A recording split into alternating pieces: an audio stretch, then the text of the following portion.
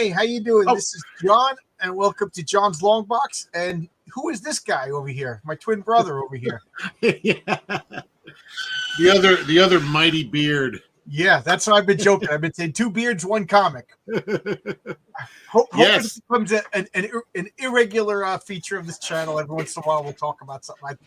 I enjoyed talking to you. I'm glad you wanted to come back, and I'm glad you suggested this. We're going to have to do this again because with a whole other book in which you're going to recommend at the end of this show. So we're going to go into something else because this was fascinating and I needed to read it. I think it's a must read for any comic fan. I've been reading it over the course of a couple weeks, and then I reread it all today, like the entire thing. And put pressure on him. I told Kelsey if he didn't have it by today, I was going to spoil the greatest ending in a comic book that I can recall.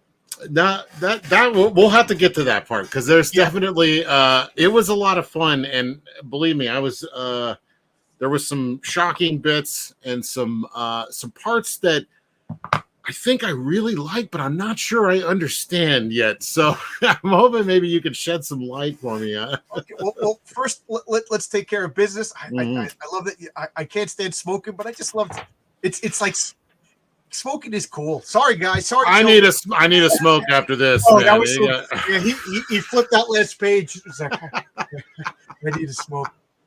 Yeah, it's an intense read.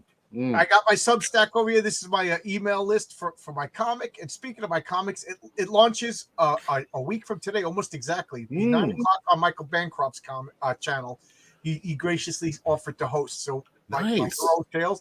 And speaking of comics that are live, you have you and Mike Barron got Nexus.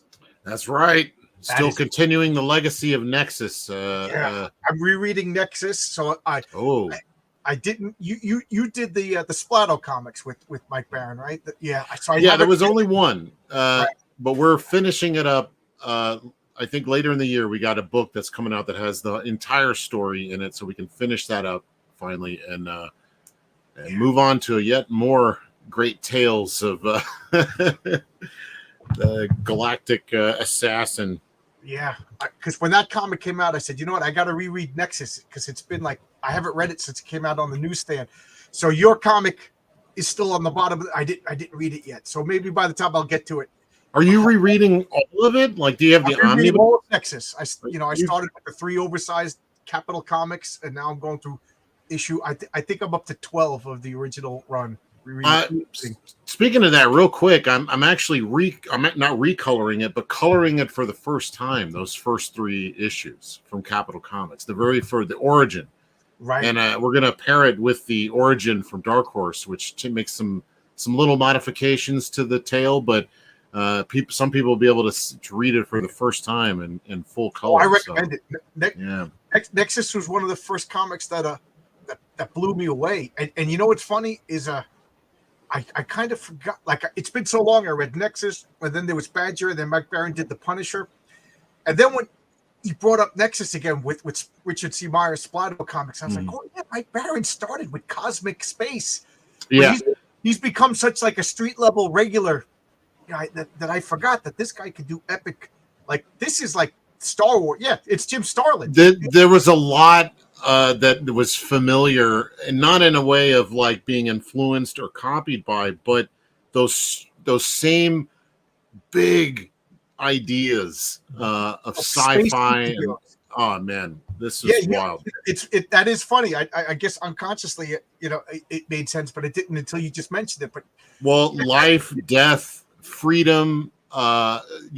Being put in impossible situations where what choices do you make to get out of these? It puts you in some serious moral quandaries, and I find myself in similar feelings reading Nexus as well. So that is funny. Yeah, I could see Nexus hanging out with Jim Starlin's Warlock. I can see Jim Starlin's Warlock because the Warlock now is Jim Starlin's characters have like a uniqueness to them, that only I'm not taking away anything from anybody else. I'm just saying Jim Starlin makes it like a unique perspective on all those characters.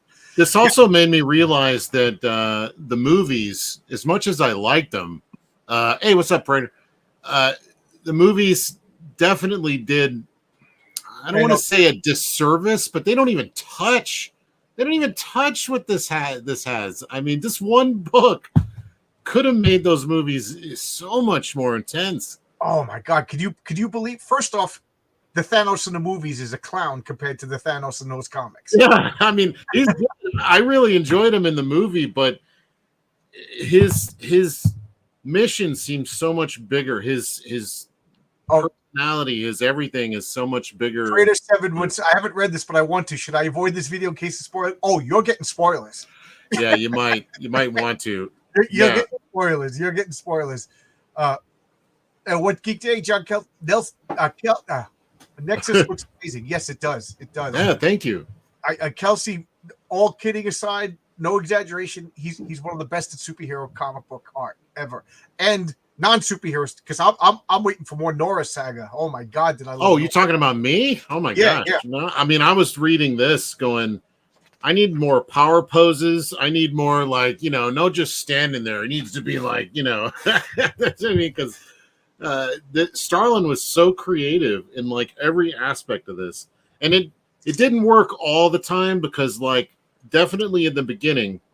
Now, real quick, let's get into this first. Okay, I just got to do a little trickery because I got the camera set up, so I got to remove myself and put the other one, so the other one will be enlarged. So okay. Yeah, I want to do. Yeah, this is great. That's what I want to do. Perfect. Yes. All right. Oh, you got the individual issues. So this I just have the trade. Yeah. But do you know much about Jim Starlin? I don't know much about the man himself. I just know that I think he was hired by Roy Thomas, and he came in to Marvel. I think around like 71 or 72, and he just started they just let him do whatever he wanted. He used characters nobody else cared about. He did Captain Marvel, then he brought Adam Warlock back, and they just left him alone. That's really all I know about him. So this was 72. It looks like it started in 72. Warlock. It's 75 started in Strange Tales, but from what I read just from the beginning of this, it gives very thorough recaps of everything. He appeared in several comics before this even started, right? Because it gives you backstories. The Fantastic Four 65, I think he was him. And he wasn't even Adam Warlock yet. He was this creature from a cocoon created by Enclave, absorbed cosmic energy. The Fantastic Four beat, and he was supposed to be a one and done. I would almost think that Stan and Jack had like a, quick, we got to come up with an idea. Him, you know what I mean? It was like a half-baked idea. And then Jack Kirby brought him back in Thor, and he came out of the cocoon again, and he checked out Sif, and he was just like, yeah, I want to get me some of that Sif action, and Thor beat the crap out of him. And they were asking, sorry. Oh, I'm sorry. And then he was brought back by was it Jim Starlin? Like basically. Well, that's what I'm wondering, because if you're saying he came in around 72, and then this is like 75, and you could tell at the beginning, he's cramming so much in every page, and he's doing like a lot of trickery where with the dialogue, where I'm like, at first I was like, how do I read this? It's like a puzzle that you have to solve almost. Yeah. And somebody said Gil Kane. Yeah, these are great Gil Kane. Oh yeah. Look at that. Great covers. Are the covers in the trade? No. Well, yes. Let me see. But just look at these great Gil Kane covers. And at this period, he was just he was like Starlin. He was like Jesus. He went to Counter Earth, the planet created by the High Evolutionary, and he sacrificed himself to save the planet from the man beast. He was all over the place. So, yeah, these do have covers, but they all look like they're all Starlin. So I don't know if. So this is before the events of that collection. Oh, okay, I see. So I'm just took them all out to build up to it. Here he is, on Counter Earth. This is the Reed Richards on the Counter Earth. He becomes the Brute. The Brute, yeah. You know what I mean? Yeah. Okay. This is like Earth 2 that they. It's kind So of wait, there's a lot more story then. This is all not in this book, right? The complete collection. Yeah, this is him living on they got the sun, and then on the opposite side of the sun we can't see it is counter Earth that the High Evolutionary made to make a perfect Earth. But then like a jackal or something like that evolved and became like Satan on that world and created evil and whatever. It was one of those things that didn't really make sense, and they changed, like the Savage Land. What's the history of the Savage Land nowadays? Who knows? So well, I expected that guy to come back because they kind of alluded that the guy that kind of ruined the alternate Earth from the High Evolutionary, that jackal guy, Man Beast or something. Man Beast, yeah, something like that. I kept expecting him to return. Also, this narrator, the little spaceman guy, I kept the one from the very beginning. He kind of vanishes at some point. Well, I just wanted to show this. So this is the Power of Warlock number 8. And I just wanted to open it up, but it's Mike Friedrich, Bob Brown is the artist, Tom Sutton, Artie Simek, and Roy Thomas, editor. So this is number 8, and then we have number 9. This is Jim Starlin taking over. Ah, okay. Everything changes, but I just wanted to bring it all up because I kind of forgot exactly where. Like, do I start with the Strange Tales? So now this is like you can see the costume changes. Like here, let's look at the old costume. Well, there's several times in this book where it's like part 1 and then part 1 of 1 and then I'm like, what? How many ones have we got? Are you pulling a fast one on me? Like I was. So now this is where it really begins, because you could see the Magus in the background. You could see Adam Warlock drawn over here. This beautiful Jim Starlin. Which is this one starts with Strange Tales 178. Which one? That's just Warlock. So that starts. I think this got canceled, and Strange Tales 178 was the beginning, and then it became Warlock, and then it's one of those convoluted, crazy looking comic. So I gotta say, like, okay, so my favorite. Oh, so I gotta get the Strange Tales. It does. I love the character of Pip, and yeah, he was a lot of fun. There's 2 stories in here that I enjoyed a lot, but they're completely like non-essential reading, really, in the Warlock tale. But there's the little Pip story, which is kind of fun, where he lets loose, and I don't know who she is, this blue girl from her. She's in, I don't know what you call it. She's chained up and forced to be like a love slave, I guess. Yeah. And she's almost in like a TARDIS. That little cart is like a palace on the inside, but it's just a little tiny cart on the outside. Oh man, I want to go and get the Strange Tales. Are you okay here for a second to Babylon while I get? Yeah. Go ahead. He's gonna check his long boxes, folks. Yeah, watch out. But I mean, it's so dense. Like this is. I've mentioned this many times of reading like older comics in the past, and that it was like 25 cents probably back then. I don't even know if that has the price on these covers. 25 cents, and you got so much story on every page. Every page is just packed, and now you're spending upwards of $6 for just a 22-page comic or whatever they are now. I don't know. Or in the case of crowdfunding or whatnot, 38 pages to 42 pages for like $25, and you're still not getting as much story as one of these issues for 25 cents. So are you talking about how much stuff they crammed into these old comics? The density of story in these are amazing. So this was look at this cover. Oh my god. I got 178. Strange Tales 78, 70. Oh, I have 2 copies of 79. So that's where this officially begins. This book. I'll crack this open. Which should be called the Incomplete Collection of Warlock. So it says the Complete Collection, but I'm guessing it's just focusing on Jim Starlin's a contribution to the character. So just, I mean, look at this great cover over here, and that you can see all the Ditko influence over here, like, this, Master Chaos and Eternity, and then all the line. I just love this.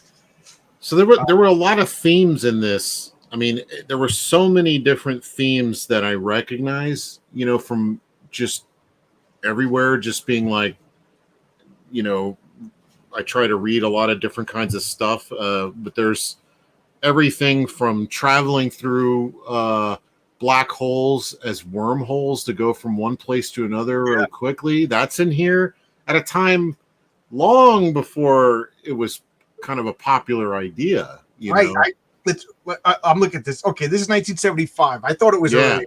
Yeah. But Starlin, I think, entered Marvel a couple of years before, but I guess he took over. I think he did Captain Marvel before he did this. But okay. I started rewatching Space 1999, and like the third episode, they go into a black hole, and they're really describing what a black hole is. And it's funny because I remember my friend Carl did a report on black holes, and it was like new hot science at the time. And that must have been like 75. We take it for granted now. Black holes, but it was like a new, like, people like, that's preposterous, that thing can't exist, and in my lifetime.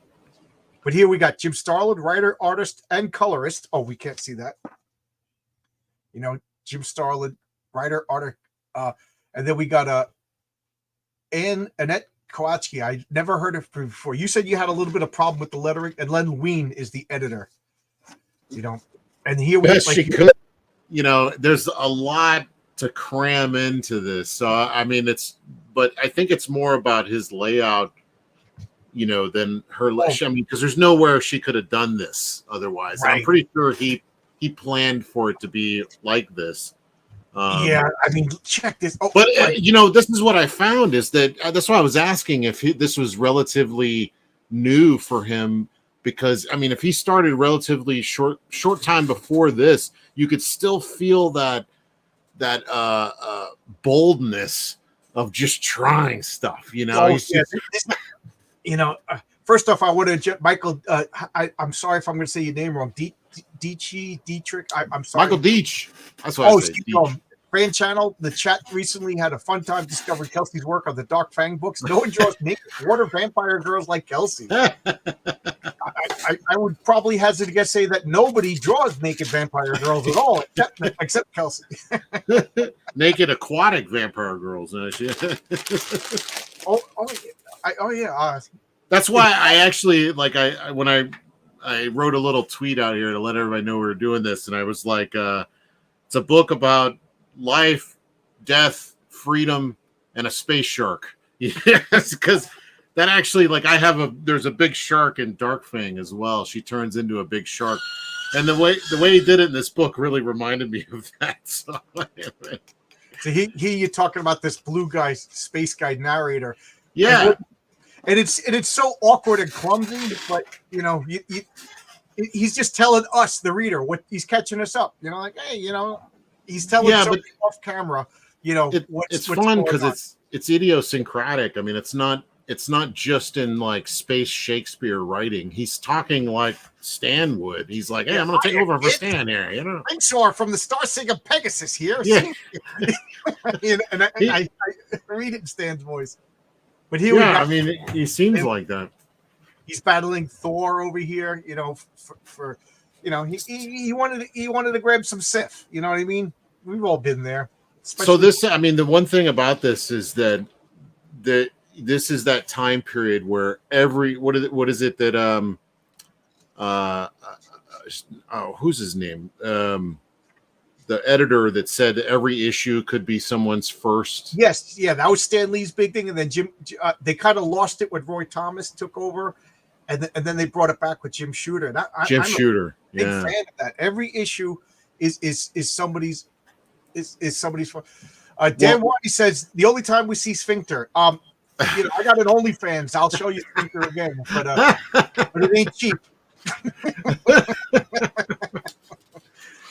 But it was interesting because I'm not used to comics. I mean, when I started reading comics, they didn't really delve into all that. So but it was like this constant reiteration of like where things are, who are we, and it's like even the dialogue, it milked every moment for all it's worth, because it was constantly backing itself up, by reiterating themes and ideas and what just happened. So it's a challenging read in that way if you're not used to that, but it gets into the flow of it. And then there's a moment where, and I love this, where the tale of what happened before was being told while they're in the middle of a fight scene.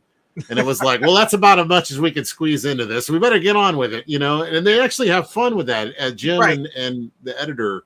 Yeah, this Sphincter character is kind of like goofy, and like you said, he acts like Stan Lee. He acts like it, and then Pip the Troll is there because it is really heady theological and philosophical topics. And then Pip the Troll is just like, let's just drink, let's just smoke some cigars, let's just get some chicks.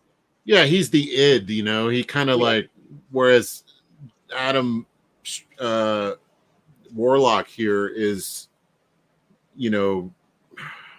not like a Jesus character really, but look at this, he's crucified on a cross right here. Yeah, right. That's what I was looking at, and I was thinking, well, I guess he is kind of, but he's so bogged down in right and wrong and being just and the having to deal with the fallout of his decisions and what he has the potential to become.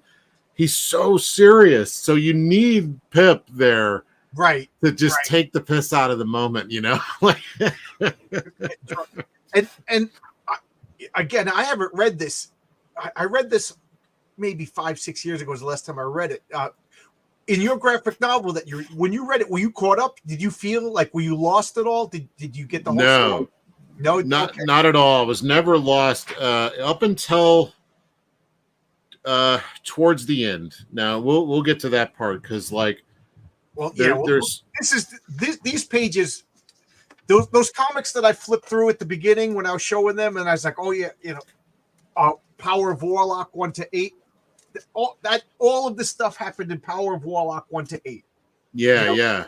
And I had forgotten that Strange Tales was really where it begins, because it's weird. They do Power of Warlock 1-8. It gets canceled. It goes to Strange Tales 179 to 181. Then it gets canceled, and then it goes back to Warlock, starting with 9.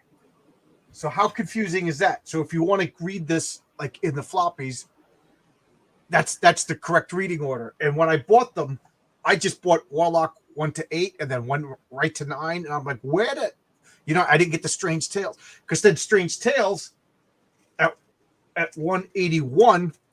No, before, I think it was before this, it was 182 rather. It goes to Doctor Strange. So it's just one of those confusing things about comics that in Motto says the letterer from back then didn't get enough credit. You have no idea. This letterer got paid by the word over here. Look at all that. Yeah, if you were getting paid by the word, you were doing well in a Jim Starlin or a Chris Claremont book. Look at this. There's basically nothing on the splash page, and then it's 8 comic books. But I appreciated that, because that first issue, they catch you up on everything. They give you an idea of who the good guy is, who he's fighting, at least in the first arc of the story, and what that all about in this first issue. They set up everything you need to know, at least for the first arc of it, before Thanos comes in. Really, this is page spoilers. 10. Yeah, so page 10, they caught you up on the complete history of Adam Warlock. And there's one thing I don't think that they mentioned in this. Maybe they do, and I forget. But in Fantastic Four 65, the group of scientists, they created Adam Warlock to be a supreme being. They were creating a deity to worship. They wanted, they believed that, like, God of the Old Testament or whatever religion that you believe is inadequate for the new age. So the scientists were going to scientifically create a deity for people to worship. and he became him, and then that's why when Right. he showed up in Thor, he wanted to have, I'm a god, I deserve whatever I want. He didn't.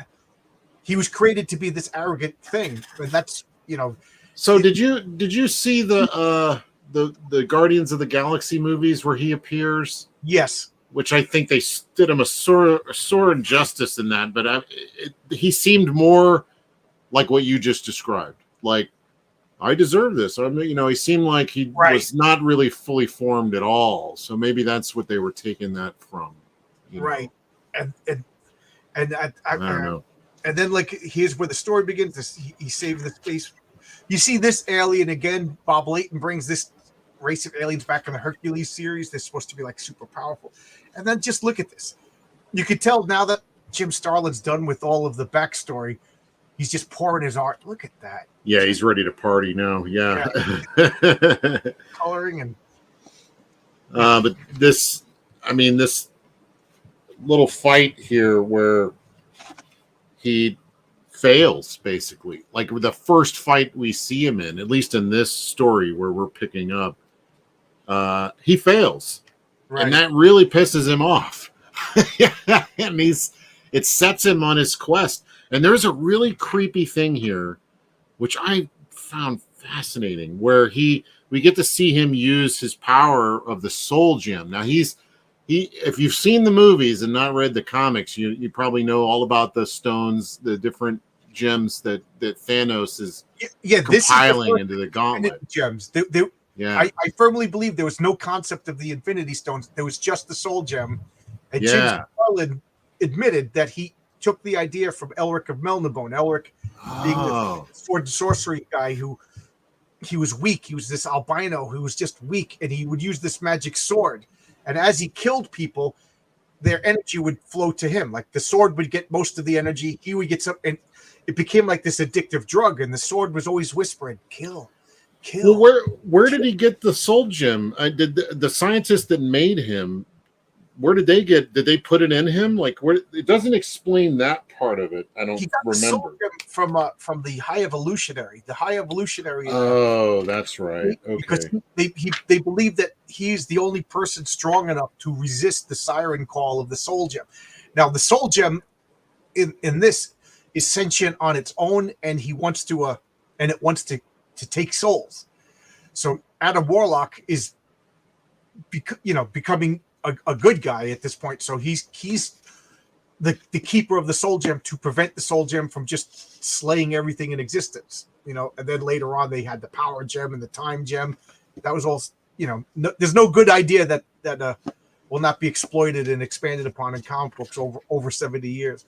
But is this the creepy thing you're talking about, where he kills her? No. So they kill her, like he fails to get her. So that pisses him off, and he's really wanting to know who they were with, why she was running from them, and all that. So he uses the soul gem to recapture her soul before it gets too far away, and puts it back in her body, and gets her to tell her tale. Here. Right here. So he's flaunting the power of this Infinity Stone, but it's not called Infinity Stone at this point. And look at this. She's like an animated marionette, Yeah, and she's like, why do you put me back in this cold form or whatever? And he's like, chill out, I just need some answers and I'll let you die, and it's I'll speak of hell. Yeah. So then we get the whole story of this church of what is it called? Universal Church of Truth. Yeah. Which is great because it's got this God character who, and I'm gonna have to continuously go back. The Magus. Okay, yeah, the Magus. The Magus is I think he's uniting the galaxy under this religious institution. He's there's an emperor, there's politics, but they all pay homage to the Magus. What's interesting, and you may know this too. Have you ever read Hitchhiker's Guide to the Galaxy? Yes. When was that published? Do you remember? I don't remember. Was it before this? Because there's ideas in this that immediately made me think of of A Hitchhiker's Guide to the Galaxy? I don't know. Anybody in the chat know? We got 55 people, and I'm Hey. sorry I've been ignoring the chat. I'm trying. We're enthralled. You'll have to forgive us. Guys, I'm not joking. This is one of the best comics ever made, and if you don't want spoilers, I don't know how to do this without spoilers. So there's more ideas presented in this book than I've ever seen. There's more ideas in this book than I've ever seen. Okay, October 12th, 1979. I assume that's the publishing date for Hitchhiker's Guide to the Galaxy. Wow, so that's after this. That's after this. Holy cow! And here we have. Look at this. Hey, Richie Dupe, how you doing? Hey, what's happening? So yeah, I mean that's interesting. So that means that obviously these are themes that a lot of people were dealing with, the idea of religion and not necessarily faith, but religion using doctrine and just using it as a control system for people to cleanse all the bad things, the negative parts of religion, and none of the positive parts of religion. But that's also one of the themes in this, because like even in this like first issue when he's or actually it's the second issue, the Death Ship, when he's confronted with the victims of this church, space church, basically, the people that don't conform, the non-humanoids. Yeah. They're like, will you lead us? And he's like, no. And then they're like, get all mad, and they're like, we'll do it ourselves, whatever. And he's like, oh my God, I didn't say I wouldn't lead you. You can lead yourselves, these kinds of things. So, but I forgot what I was going with that. But I love this. I'm the Magus. I'm the ultimate force. What I wish is, depending upon my mood, galaxies live or galaxies die. The very fabrics of time, space, and the mind, or the soul are mine. So there's no escape. There's no place in time, space, the mind. That's why I don't think there was any Infinity Stones yet, because it was all encompassing. Our mind. I am power. I am absolute. I am the God supreme. Now, again, we got to keep in mind that Adam Warlock was created, Kirby and Stan Lee as like a scientific god. So this is just Stan Lee, Jim Starlin taking this to the ultimate logical extent. And I love that he's just battering around Adam Warlock. And then no spoilers yet about the Magus, about who the Magus, who he is, because we'll get to that. Reveal in the history of comics. And then look at this Steve Ditko panel. You know what I mean? Oh yeah. That was fun. It's just showing his power. He could throw him into these realms where he's got to fight. He's got all these creatures. So just showing off his power, and that Adam Warlock is no match for him. Was he a popular character back then? No. Like I keep talking about back in these days, in the dark ages before comic book stores, I just went to the newsstand, and the newsstand dictated, the free market dictated what in my area. We got Avengers, we got Thor, we got Fantastic Four, but we never saw Shang-Chi. Adam Warlock was like a legendary character, and I didn't know he existed pretty much until I got this comic, which we will definitely be talking about. And so when I got this comic, I was like, I got to find out who this Adam Warlock is, And so he tells him pretty much right off the bat. Just look at this panel right here. The Magus is just enveloping. He's just eating. He's just toying with Adam Warlock. So yeah, right here on this page, he tells him. It's the next page where you are. Okay, so yeah, this page. Yes. So he tells him right here, one and the same being, you and I. Oh yes. You cannot fight. You cannot fight me. I am everything you are, plus all the things you hate. You and I are one and the same. So my mind's racing, where I'm just like, are they the same power? I'm thinking, okay, are they the same person? Are they the same? Are they the flip side of the coin? Is that the evil side of him? And Warlock represents just the good. These kinds of things. Like there's all these things, all these questions racing through my head at this point. Because of course I should have realized these creatures were my own inner demons. And the Magus is Latin for a wise man, magician, warlock. That's right, Adam. You and I are the same being. Oh, ha, ha, ha, ha, ha, ha. What, you know, I mean, you got to have an evil laugh after that.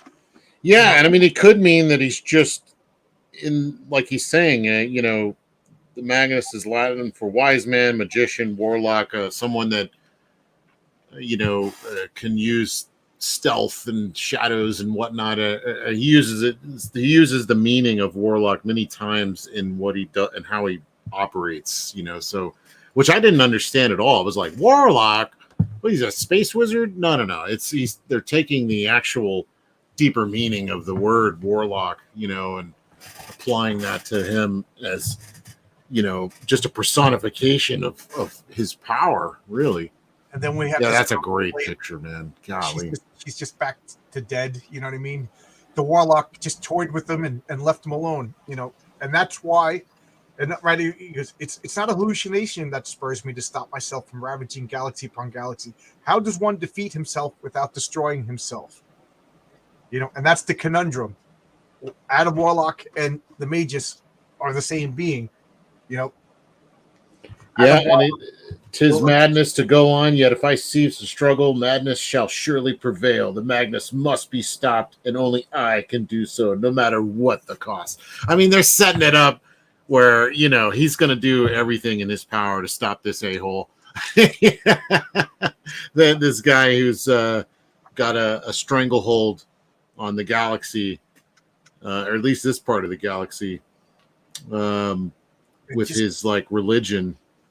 Just look at this cover. I mean, time. Kelsey, how much time would it take to draw this?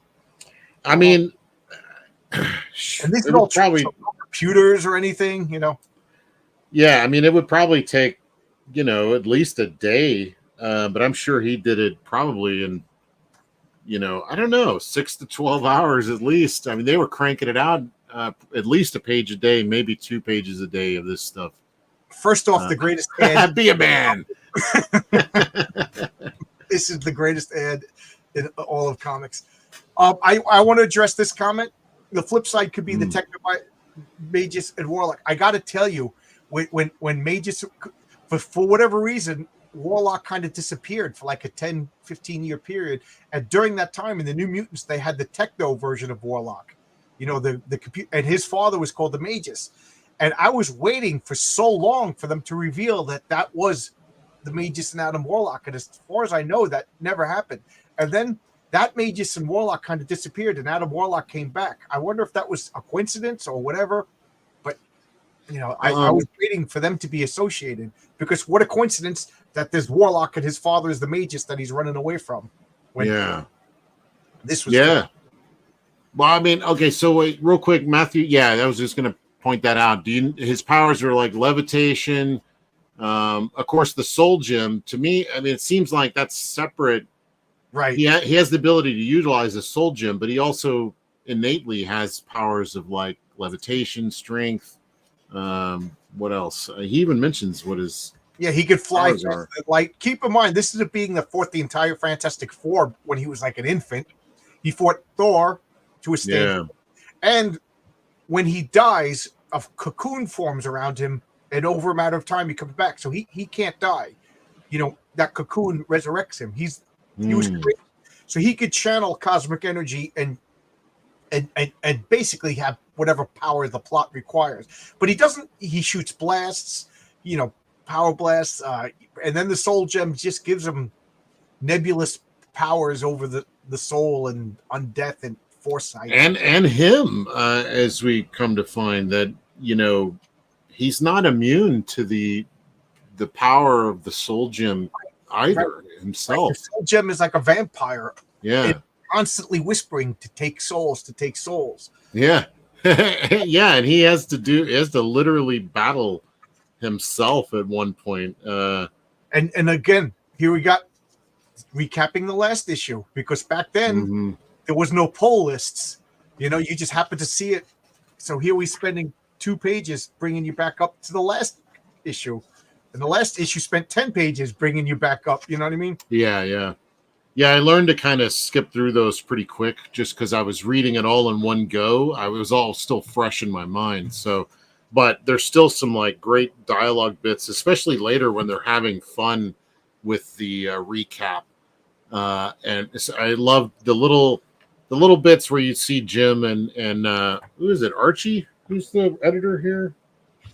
The editor here, it was Len Wein. Len Wein, yeah. So yeah, they'll pop in every now and then and like have a fun little banter, in some of those scenes. But anyway, this scene, this whole issue takes place on this massive sort of warship, or of the magus or magus. You say magus like the magi?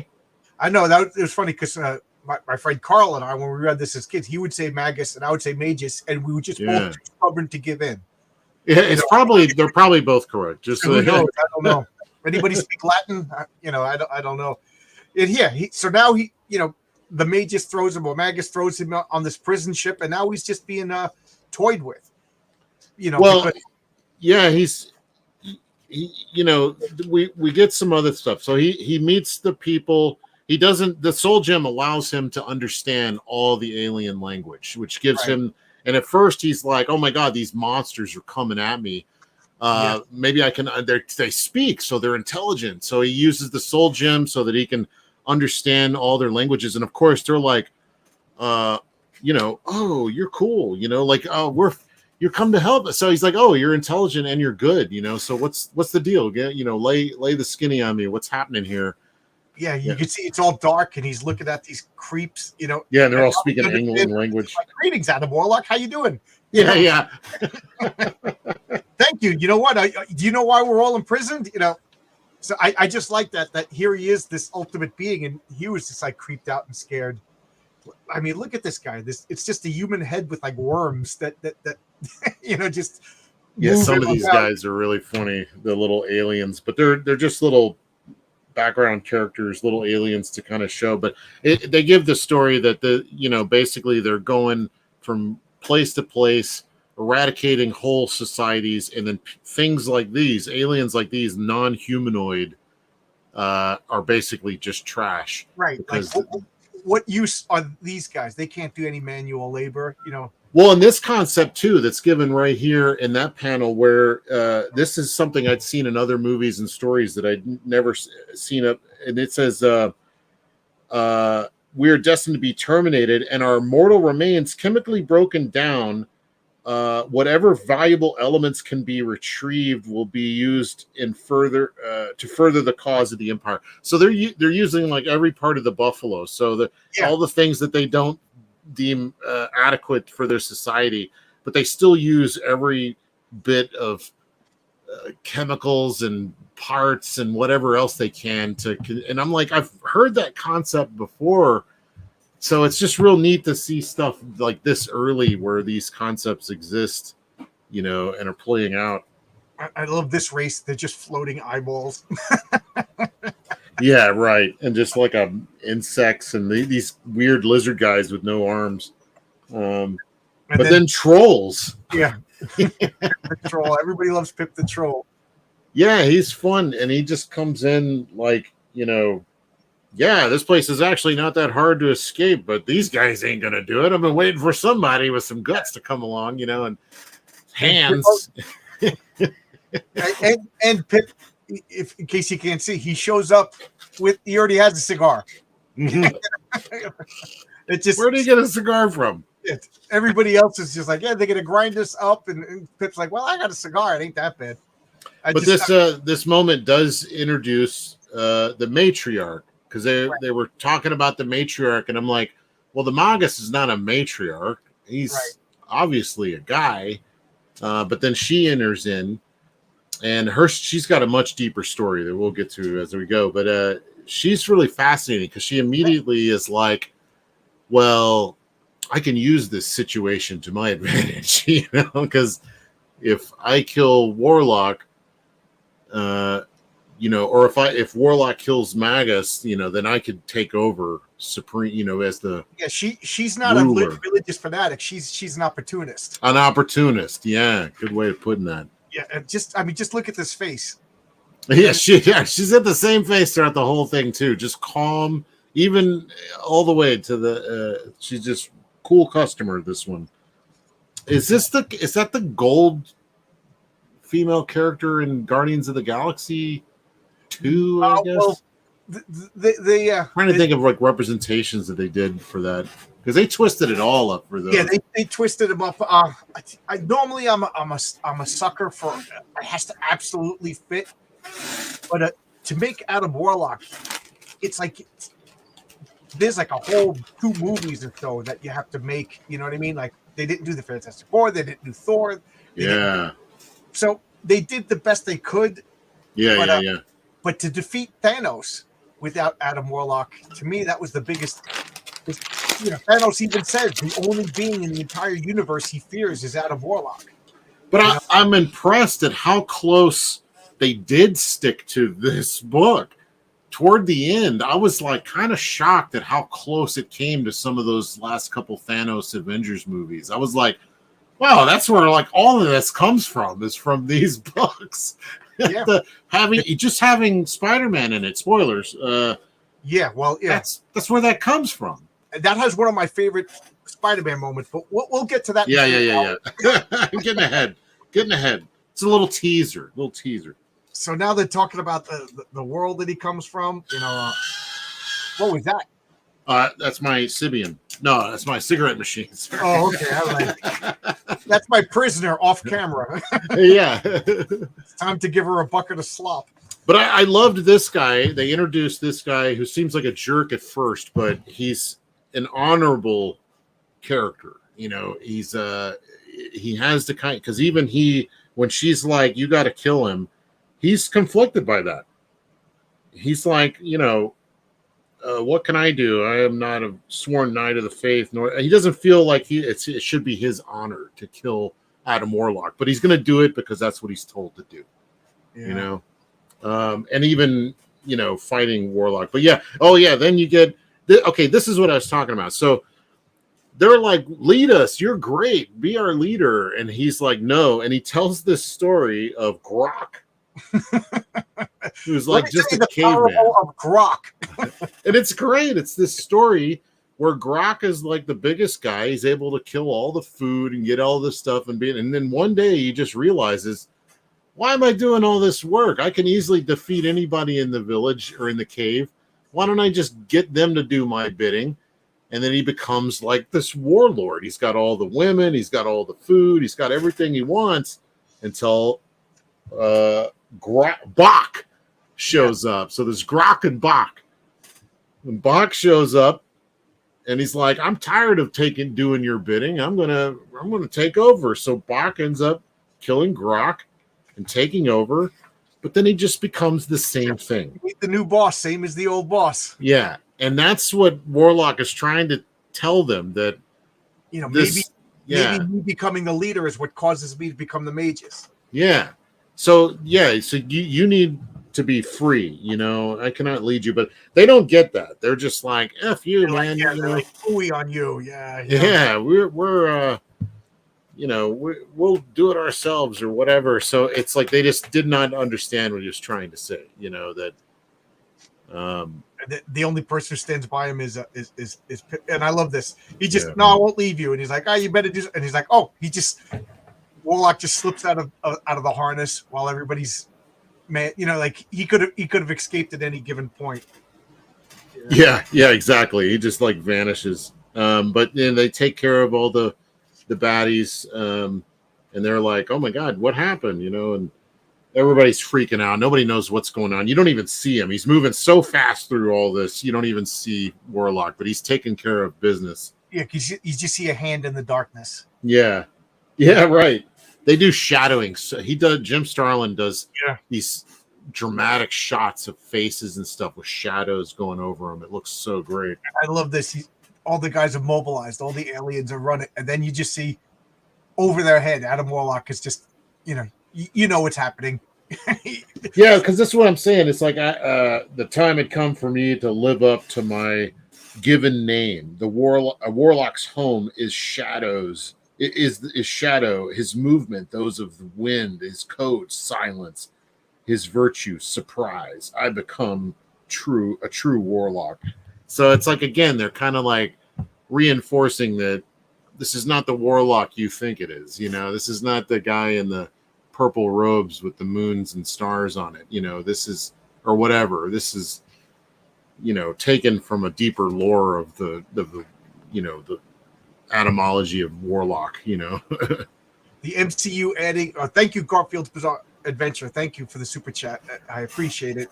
I get them so rarely. I kind of get embarrassed when I don't know what to do. Just thank you. I guess thank you is the best thing to say. The MCU adding Adam Warlock after defeating Thanos is like adding the Silver Surfer after. Yes, I agree. They should have thrown in Adam Warlock before Thanos. Like instead of the Captain Marvel movie, they should have had the Adam Warlock movie. And yeah, that is a great point. That would have been way more appropriate to set that up. Even in Guardians of the Galaxy, they set it up a little bit, but. And I remember even being excited because I knew immediately who that was, even though I'd never read this book. I was like, oh, Adam Warlock, but they missed out. They could have added so much richness there. I agree. Look at all of the panels, and there's a lot of words on a lot of the panels, like over here, and it causes you to read it slow and take your time. But then this panel is just an action scene. Boom, boom, boom, boom, boom, yeah. This whole page, there's no words to clog it up. It's just Adam Warlock, like boom. There's a lot going on here, but there's definitely a point where you can barely keep up with it. I mean, it's moving so fast. I'm just like, oh my god, I'm just like flying through it because it gets really intense. Like as it goes, it starts off relatively slow, even though there's all these panels and all these actions and all this. It's building up this lore kind of slowly and surely, and then it just all hell breaks loose. And we have Captain Articles over here. He's just like, all my men, they get defeated, and now, so you have to have Warlock versus the captain, I guess in a video game, this would be like the sub boss, he has to fight. But he doesn't want to kill him. He registers his that he's a good fighter. He's a good man. He's an honorable man, even though he's having to do this. He's struggling with this. I'm impressed. Did you do this all to my men all base alone? Yes. I wish you had escaped while you had the chance. I don't like what I must do. For I'm a soldier, I must follow orders. I am more than your match, my grim friend. I will make your death as painless as possible. Why do it, Articles? I sense no evil within you. Why do you serve? 'Tis my duty. I am bound. Yeah. And I pity you, Articles, for you serve a false god who exploits you and laughs at your loyalty. Like I said, there's so many like great themes in this that they start right off the bat. There's like loyalty, honor, just so much going on. Duty, duty. Yeah. Look at this page, though. Look at the backdrop is space, and the panels are they're not even circles because they're like spheroids. It's just such a bizarre choice, but like I don't know. There's a lot of that through this where he's just having fun. That's the only way I can describe it, is that it's not. Oh, he's having a blast. He's just having fun. Yeah. I bet you if you could talk to Jim Stalin and bring this up, he'd be like, yeah, that was a blast. Hey, Hojo, how you doing, Hojo? Hey, what's happening? Hojo's got the mythicals, picked it up. And Glitch, those names remind me of the Guardians of the City of Gog and Magog. Is that where the names come from? Because I know they're biblical names. Maybe. Yeah. Glitch, if you wouldn't mind, would you private message me, DM me, or whatever, more information on that? I would love to know more about that. I have the first issues of the Warlock solo. Just look at this. Look at this. This ad I just want to bring up because I'm sure you don't have the ad. No, I don't have the ads, unfortunately. Hypnotize with any TV. So I love that. You're gonna hypnotize chicks in short skirts, Yeah. Yeah. That only worked, They just send you a box of alcohol. That's no. Good luck, kid. 12-year-old. Yeah. And here he is just blasting away at a. So this is when he first uses the soul gem. And what's funny is like as much history as he's had before the events of this comic I mean, being like a living god to an alternate Earth and to all this stuff. He's never used the soul gem to take another soul. You know, this is the first moment that happens. And when it happens, he gets an entire history of this guy. Right. They merge souls, you know? Yeah. And I love this effect. Like he's it's like silver and purple and yeah. And then this green energy, his eyes turn red. You know, he just I love this Kirby crackle all over the place. Autoclys is just he's taken bodily into the soul gem. Yeah. You know? And then he sees that Autoclys, you know, he had loving parents, he had an honorable life, you know, all of this stuff. Just you know, and then at the end of it, he's not dead. He's just soulless. There's nothing in it. It's just an empty vessel at that point, which to me, it suggests that his body is not dead. Right. Well, yeah. Like maybe with medical attention, he could probably be kept alive in a coma. But there's nothing there. That's the way he describes it. It's just like it totally suggests that, you know, and they go through this several times where he's having to fight soulless creatures where, you know, I guess they're either animated from one form or one way or another, but an actual living being without the soul is just, it's nothing, you know. So it's as good. It's worse than death. It's kind of the way they describe it in a way. And I love this. He's taught, how could I ever live with this? Within me, I could feel the torment of the spirit that was once Autoclys. Would it happen again? Had I lost control of this accursed gem forever? It's not the hinting that the gem has a will of its own. Mm-hmm. This damn gem, which even as I stood there in despair, hummed in gluttonous satisfaction. What curse had linked me to such an infamous entity? Then, if struck by lightning, it occurred to me, this gem might be responsible for the Magus' existence.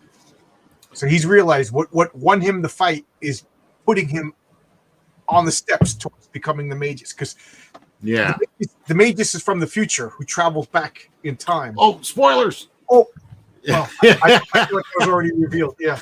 No, well, and they're hinting at it. So that's my mind at this point was racing because I'm like, now I'm looking back on this. You realize that a ticking clock is starting.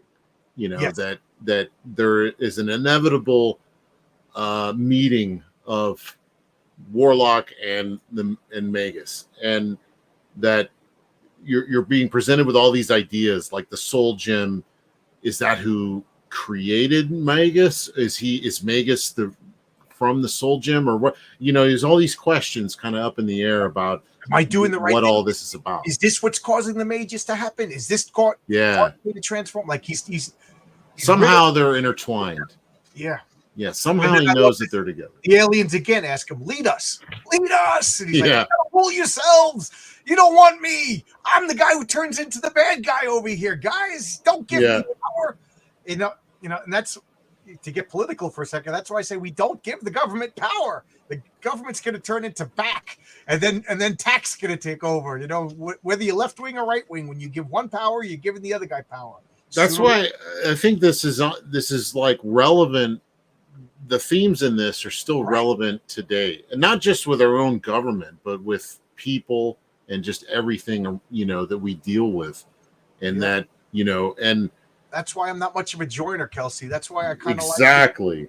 You know, I you know, you seem to be more like me in that you like talking about comics, but you know, like I'm not joining a cult. I'm not becoming your leader. I just want to talk about Jim Starlin.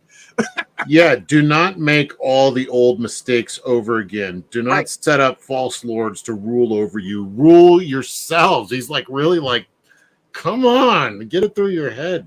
Take the ship, free the other prisoners, find a new world, and start over with. Yours is a chance to recreate Eden. Don't remake the hell you just escaped from. Myself, I have a mission to complete, a false god to destroy. I leave you, but please remember my words. Govern yourselves and always be free. You know, and this guy's like, that's easy for you to say. You have arms. I'm just a you know, and then he gets on the ship and he turns around this Pip the Troll. You know, just like, what are you doing here? Well, you know, you need he's fun. He's a rapscallion, but he's a loyal guy. and seeks adventure, but he's like, you got things to do, and I got, there's a long way to go. So let's tell me your story. Yeah, he goes, and I love this. Tell me about your other runaway self and that vampire jewel of yours. You've got people. What are you going to do? You basically need a buddy is what he's telling them. And I got to address this. Geez, Garfield's Bizarre Adventure. Thank you so much. Thank you so much.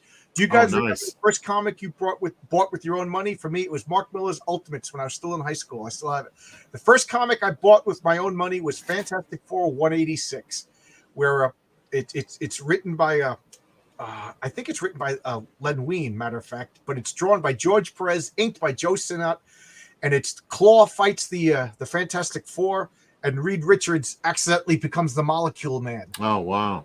And the last panel is Reed Richards as the Molecule Man, and I'm like, oh my God, because I didn't realize it. I bought it months after it came out, so I didn't get the next issue until maybe a year later. Oh, man. of the newsstand. That's a cliffhanger. Oh my God. And stuff like that happened all the time. Like, again, the next, when we get to Avengers Annual, we'll be talking about that. I do remember the first comic I read. I mean, I bought with my own money. It was several comics, and it was X-Force #1, X-Men #1, the October issue that had that giant gatefold cover. This is when all the guys got their first issues. As McFarlane was on Spider-Man, the relaunch of that. They all got their own books, and I bought every one of them. And that's because I'd seen comics. I had friends that had comics. I remember one of the first ones I ever remember seeing was Wolverine #1, where he's on top, the Buscema image, the black outfit. Yeah, that was. I remember seeing that when I was a little kid, but I'm pretty sure, I got into high school, and then that's when comics were really kind of making a big push back out there, and I saw that Buttonfly Jeans commercial with Rob Liefeld. Yeah, I remember. And it just clicked, and I asked Mom to bring me to a store. And that's right at that time when X-Force #1 was right on the shelf. And I just, everything I saw was the most exciting thing I've ever seen. Oh, tell me about it. Yeah. So coming back to this kind of stuff, it's fascinating because it's way more rich in story. I'd gone long and far to see better storylines from, just everywhere you can imagine. But it's fun getting back to this kind of stuff because, man, I'm just pointing out that this is Comics Code Authority. And yeah. So this is supposed to be made for children. And what are we talking about? Oppressive governments, leading yourselves, the dangers of becoming a demagogue. You know what I mean? I don't think I would have understood half of this if I read it as a kid. I mean, maybe just the fight of good and evil, that kind of thing. I did read it as a kid. And I got the gist of it, but I don't think I got the depth of it. Yeah. But that's what I love about people. It is censorship, but it's art through adversary. If you ask me, I mean, like look at the quality of comics came down once there wasn't a governing authority to really this put boundaries and said work within these boundaries. So it forced you to become creative. I don't know. I'm sure people can disagree with me, but is it a coincidence that we had the best comics of all time during a period when there was a Comics Code Authority? I don't know.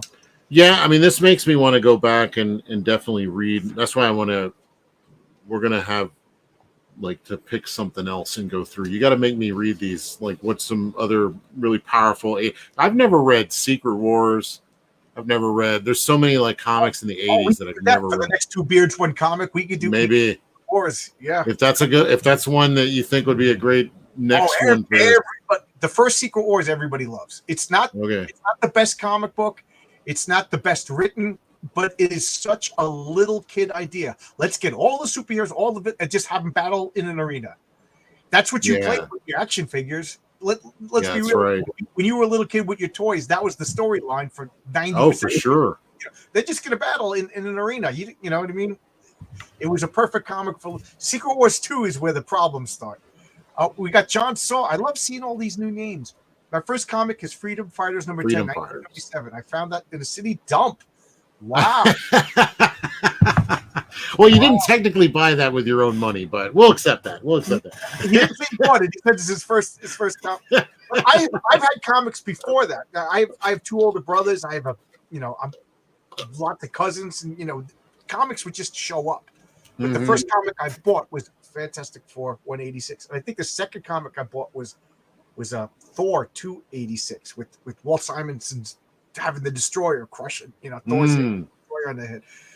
But look at the art is getting better. But I never noticed this before. Story Sam Giltran, art Jim Starlin, colors by Ms. Nadril. I wonder if these are all like fake names. Inks, rats. I think those are anagrams, or is it an anagram that's mixed up letters? Oh yes, it's all Jim Starlin. And oh, good. That's why you're an artist, there, Kelsey. Oh yes, because I've never heard of these names, but they all still spell Jim Starlin. I think. There you go. Nice catch. Nice catch. Good night, everybody. You see what I mean? He's just having fun. He's doing all kinds of goofy stuff. I'm sure my cam, because this is like an $11 webcam, but you it looked good. All of the details that he puts in, like the rocks have texture. Kelsey, would you mind putting up your copy? Because I just want to compare the color. Well, I had to do it here because my camera is like. Right. I'll make it. Either got one or two cameras. Yeah. The color is like very vivid in these. Yes, because it's smooth paper. I just can't stand the color. Like. Yeah. I like it like that, where this color soaks into the newsprint and it makes like a nice darker, muted or diluted or whatever. But when I see trade paperback color, I know this makes no sense, but I just say it does look right. It looks artificial. So one thing you'll notice about the mini space worlds that they go to in Warlock is that they're all dumps. I mean, every one of them is like a seedy backwater, filled with bars and unsavory types. They didn't go to one fancy place. Star Wars, and this is before Star Wars. I mean, I if you told me George Lucas read all of this and loved it, I would have been like, of course he did. It wouldn't surprise me because it is very much a lived-in universe. Like he gets all the credit for his making in film. Yeah, definitely. Yeah, I wish newsprint would come back, but from what I hear, they don't even make it in the same way anymore. It's a whole different kind of thing now. Pete Samedi's the only one who gets newsprint comics, and he treats that like a secret. Like I was asking him, can I use your printer? And he was like tight-lipped. I'm like, Pete, I'm not your competition. Yeah, it's the same people that make those Auto Traders, or they used to. Like I don't even know if Auto Traders making them anymore. So. Yeah, I mean, good on him for still getting that sweet newsprint. It's, I don't know that it's the same as this stuff. I wouldn't be surprised if even Alterna's newsprint, it's got to be different paper than this. But I mean, it's probably better because I mean, when they were making this was just bottom of the barrel. Right. This is the cheapest stuff they can get. Yeah. I just got to point this out. Just look at this text. This is now we're down to one-page recap, but it's telling us everything because every comic book is somebody's first comic. They gotta give you everything. They gotta let you know. Here's Autoclus getting killed over here. The introduction of the Magus. This is just info dump. One-page info dump, and now here we are in the cantina scene in Star Wars. Yeah, pretty much the cantina scene, and he takes out these guys like Obi-Wan does, right. With his taking out the baddies. You're a troll, and we don't like trolls in this. It's yeah. And that's so funny. I didn't catch that when I first read it, but you're absolutely right that this is that scene long before. Well, not long before that came out in 1976. When did Star Wars come out? This is 75. Yeah, but Star Wars came out in 1976. Star Wars was 77. 77. So 2 years before Star Wars. This is almost that same scene. Yeah. And Garfield's Bizarre Adventure. George Lucas did get a lot of inspiration from Dune and Hidden Fortress for the original Star Wars. I wouldn't be surprised if George took. Supposedly, Dark Side had something to do with Darth Vader. Kirby's definitely an influence in there too. You're going to tell me that if anybody's going to argue that George Lucas wasn't a comic book fan growing up, I got no proof either way, but it's a hard sell to tell me that guy didn't read comics. Well, even European comics, because there's like some European comics that they it looks like I just love this. The Mego Ed. I had all of these toys. I never got the Thor Mego because it had real long blonde hair, and I only saw it once in a supermarket upstate when I was living with my grandparents for a summer. And my pop was like, "No, that's for girls," because Thor had long blonde hair. So I never cared about the toys, but I always drew those little drawings because you couldn't find little isolated figures a lot in comics. So you'd see those ads, and I'd see, I can see the character real easily. Yeah, I love these. And now they're making Megos like replicas again. So here we got. So now what's going on? There's Black Knights. They're like Knights Templars of the Church of Universal Truth. They're ordered to bring back Adam Warlock. Pip the Troll goes a hiding. Look at him. He's over here just watching the fight. Yeah, and you see the soul gem kind of asserting its power again, where it's like it just wants to eat their souls so bad, and he's fighting it bad. And that's why I think the High Evolutionary gave him the gem, because he's the only being that can contain its awesome. Even the High Evolutionary doesn't trust himself with the gem.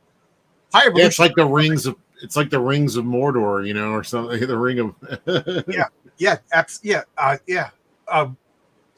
because Moorcock lifted Elric of Melnibone from Tolkien, Turumbor and the Black Blade, one of the progenitors of Beren and Luthien, who ends up in the progenitors of Aragorn. So Moorcock took that. Then this, so you can tell he's inspired a little bit by all that stuff too. Like Tolkien at this point, you know what I mean? Here he is. He's face to face with the matriarch. Oh no, not yet. Yes. Well, you still get more of her. Yeah, she's not face to face. Scheming, she's thinking about where she can go with this, So she's very smart. Steve Disco. There we go. Steve Disco. Yeah. Steve Disco inspired stained glass, and I love this. Look at this face. Yeah. Here, it's like Marlena Dietrich or something, Yeah, right. With this brutish thug. I love that. You're gonna. They're all aliens, but the leader is still a hot chick. So she gets the idea that she's like, I can't kill him. I need to use him, to be my slave, basically, so I can rule with his power. That's her scheme. Where are we here? Have I seen that image of Green Goblin as Spider-Man? I don't know. I don't think I know that image that you're talking about. Is this new? If it's new, I probably haven't seen it. I know I sound like an old man, but I don't pay attention to new Marvel stuff. Me and Marvel broke up. I wish him well, but we don't talk anymore. This is awesome, like Sunday morning comics with special guest Kelsey. We've already gone past an hour, my friend. So there's so much book left to go. We really need to speed it up just a tad, because there's a lot. The coloring is off because, if you can believe it, this is just the beginning of issue of the third issue here. Yeah. So we've gone through so much story, and it's just now the beginning of the third issue. Oh yeah. So there's one more regular comic, and then there's two giant sizes. So do you want to just we'll finish off with this, and then next week we'll do the giant size? Well, next week my comic is launching. We could do whatever you want to do. Let's because there's like I was saying, there's two stories that we can pretty much skirt over really quickly, but the one with the guy who's trapped in his own body, but his mind is going out, which is a great story. I'd love to talk about that one, but it's not that essential to the Warlock story. And also the one with Pip, which again is fun. It'd be fun to kind of like talk about a little bit, but it's not essential to the Warlock story per se. So, but yeah, Oh, this I wanted. So right over here, he's disgusted by the soul gem. He's disgusted by everything that happened. This, let's go through the clown episode. That's like. Did I skip over? Because by the end of that one, we get to see the mages. So let's keep going. Let's do a little bit more here. Let's go through the. But this I wanted to talk about. He takes the soul gem off and he's trying to discard it, and he collapses. The soul gem is not letting him. No, I got you in my grasp. He's like Gollum right here. It's like a drug. Yeah, seriously. Yeah, and Pip goes and puts the soul gem back on, and now he realized. I love this panel. It's all darkness. He's just like, I'm a puppet separated from the gem. I'm like a puppet with the strings cut off. In other words, that gem has become my life force. I'm its prisoner. Yeah. And then we got this Marlena Dietrich over here, the matriarch. And I love Pip is just, razzing her. Yeah. She pops up and she's very like cunning in her ways. She's been listening. They got little listening devices everywhere.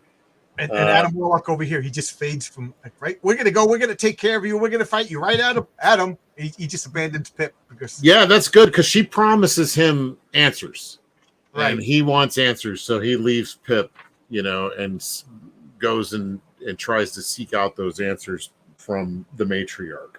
And here he is, he's flying now, Yeah, he's going over all this stuff about the soul. This is another kind of like. Recap as well, setting up.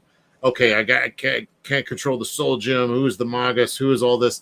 The matriarch must have this answer, so he's just talking to him about all of this stuff, reaffirming all this existential angst. Yeah. He goes to the church, the sacred whatever, I forget what it's called. And he sees all the servants. All of the trusted servants are lobotomized. They're just like brainless zombies because they can't have anybody with free will around. And here she is, just this. I love. He's just coming out of the darkness, and she's just like, you want to know who I am? You want to know who the Magus is? Yeah, that's you of the future. That middle shot with him, you could see it in your panel. The shot of him coming out of the darkness, just his face, his red eyes, and he's like, then begin dealing, madam. Adam Warlock has arrived, and it's just like, because how did you get in here undetected? He goes, I've come to ask the questions, not answer them. Yeah, I mean, you really don't know. He goes, I have this gem. Who, that's right. He goes, all of this happened a long time ago, because the Magus is you from the future. I already spoiled it because I can't. I'm like a little kid. I can't. Yeah. But we were kind of getting that, and plus a lot of people have probably read this in the chat, right? So a lot of people in the chat. Oh, you got to know the super chat here. Yeah. Oh, I got so into it. Garfield's Bizarre Adventure. I got to go, guys. I'm enjoying the Pure Comic Book Talk. Subscribe. Thank you so much. Guys, it's about comics. That's my whole philosophy. It's not about me. It's not about my ego. It's about this right here. So I'm trying to keep it focused on comics. Oh, I mean, this stuff is so special. It doesn't. This kind of thing doesn't exist anywhere else. In this form. And like reading this, I'm like, I love how Starlin uses the medium. Almost he could be cinematic in ways where he'll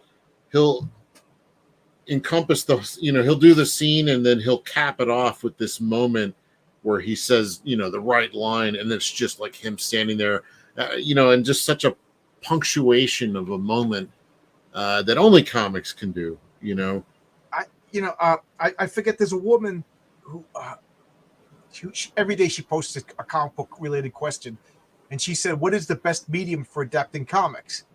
Movies, animation. And I said, nothing. Comics are the best medium.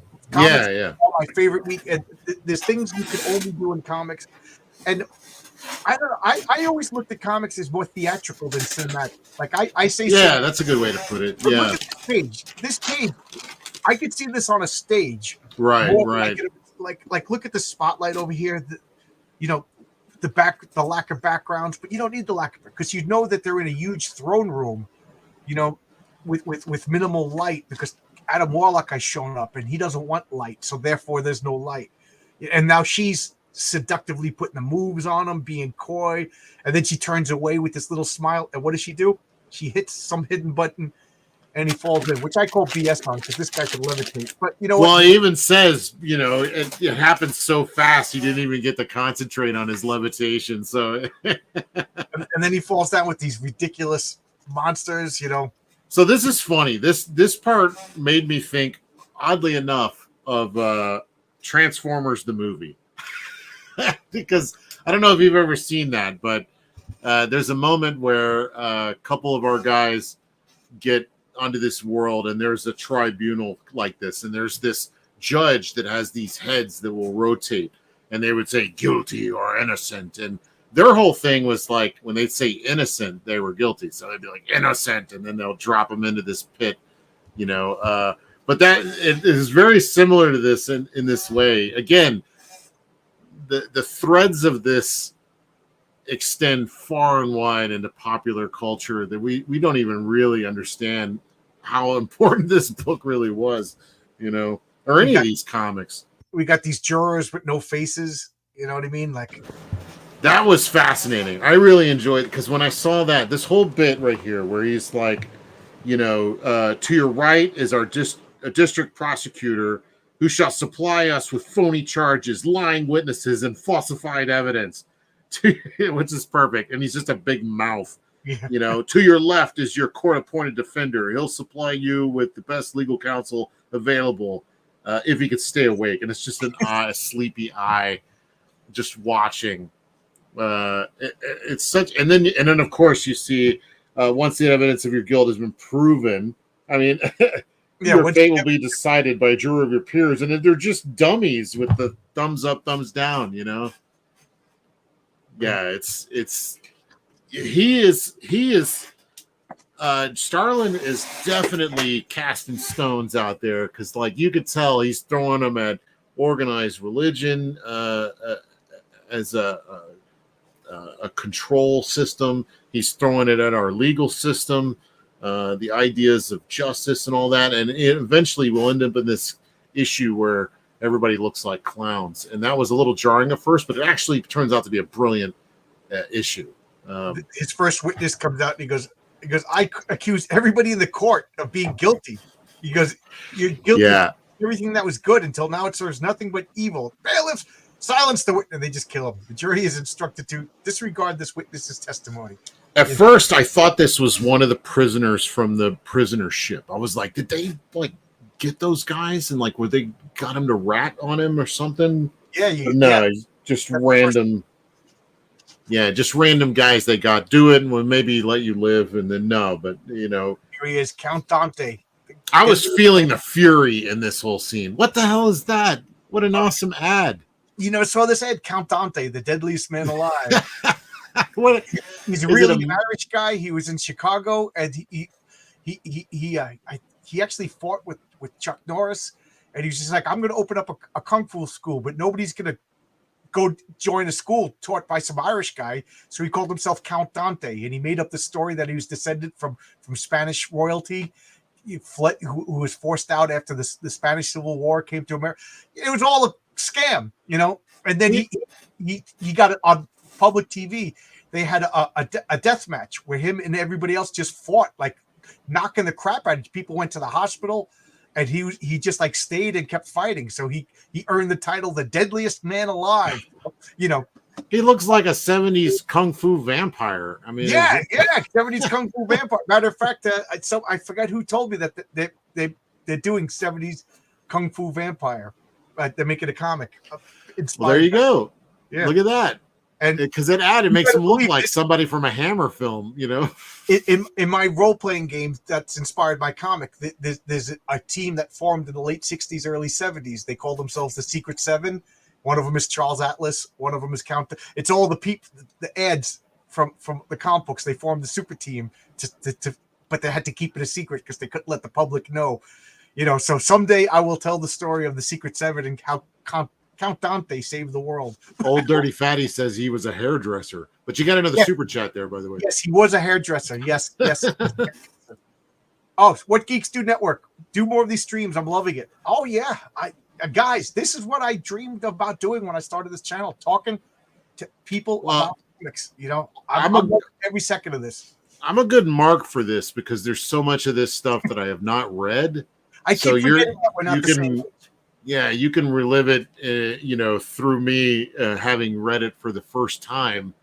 I love doing that with movies. I was always a movie guy growing up, so I would always love sharing a movie I loved with somebody else and being, kind of like getting to watch it for the first time again, But anyway, I was getting furious in this scene, and I was just hoping Warlock was going to kick some ass. Like my blood was boiling, And he could just unleash the fury of the soul gem, but he's terrified of it because he's thinking, if I unleash the soul gem, is this going to unlock the magus? Is this going to increase my evolution? If I just contain the soul gem, I will prevent the magus from materializing. You know what I mean?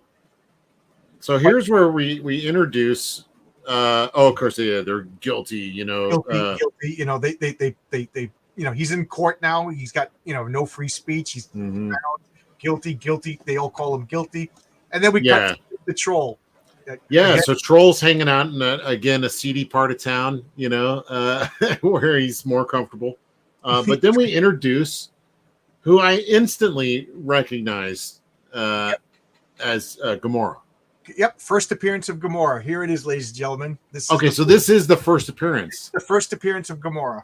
Wow. Okay, I like her outfit in this a lot more than her movie outfit. Well, they changed her a lot for the movies, which I could understand, but she's a hooker right here. Well, they kept her attitude. I thought that the girl that played her in the movie, after reading this, I was like, well, I think she captured a lot of the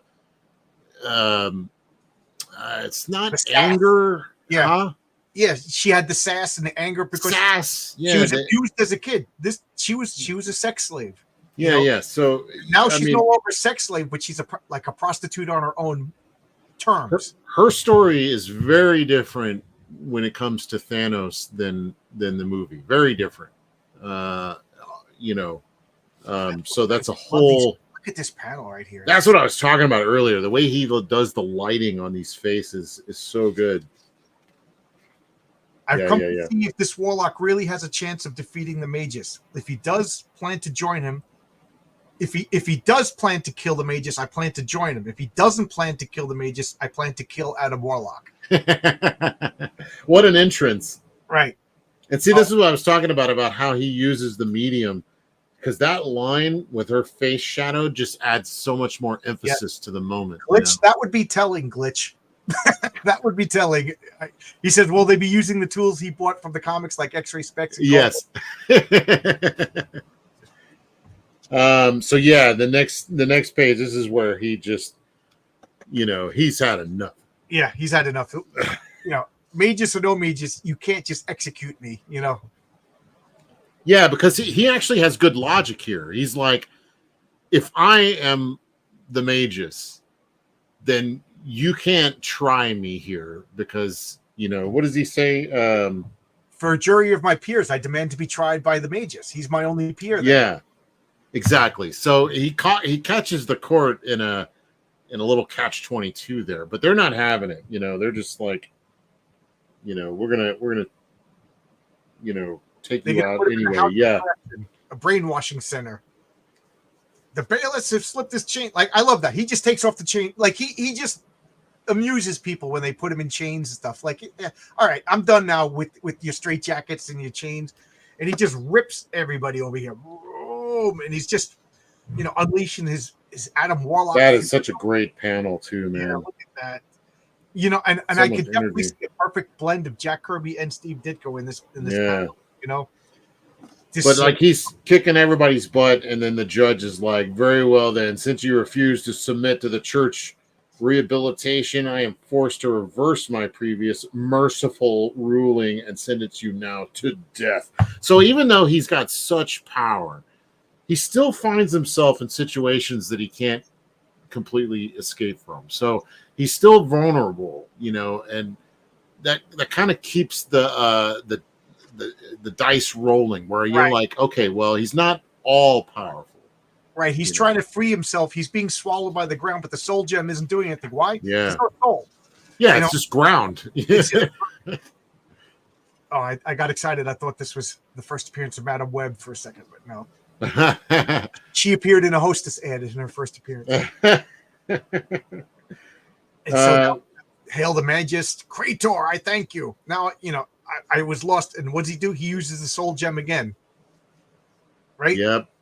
And he takes Krator in. So now, last issue he used it against Autoclus and he regretted it. Now he's like, oh yeah, you're gonna kill me? Now I'm gonna take you. Like he's on this path to corruption. But see, to me it feels like this time it happened. Is it this time where before he even realizes it? Like, so he's losing control. Right over here. Yeah. You could see it's talking to him. Yes, release me. Release me. It'll be good. Yes, so good. Memories, images, thoughts like none I've ever tasted. Delicious. So and then he's got moral quandaries because he's like, what have I done? I just allowed. No, I commanded the gem to steal a soul. What's coming over me? He's like, but I can't think of that. I have thoughts that are not mine. They're Krator's thoughts. No, I understand. He truly believed what he did was just. I threatened his belief. In his mind, I was the villain.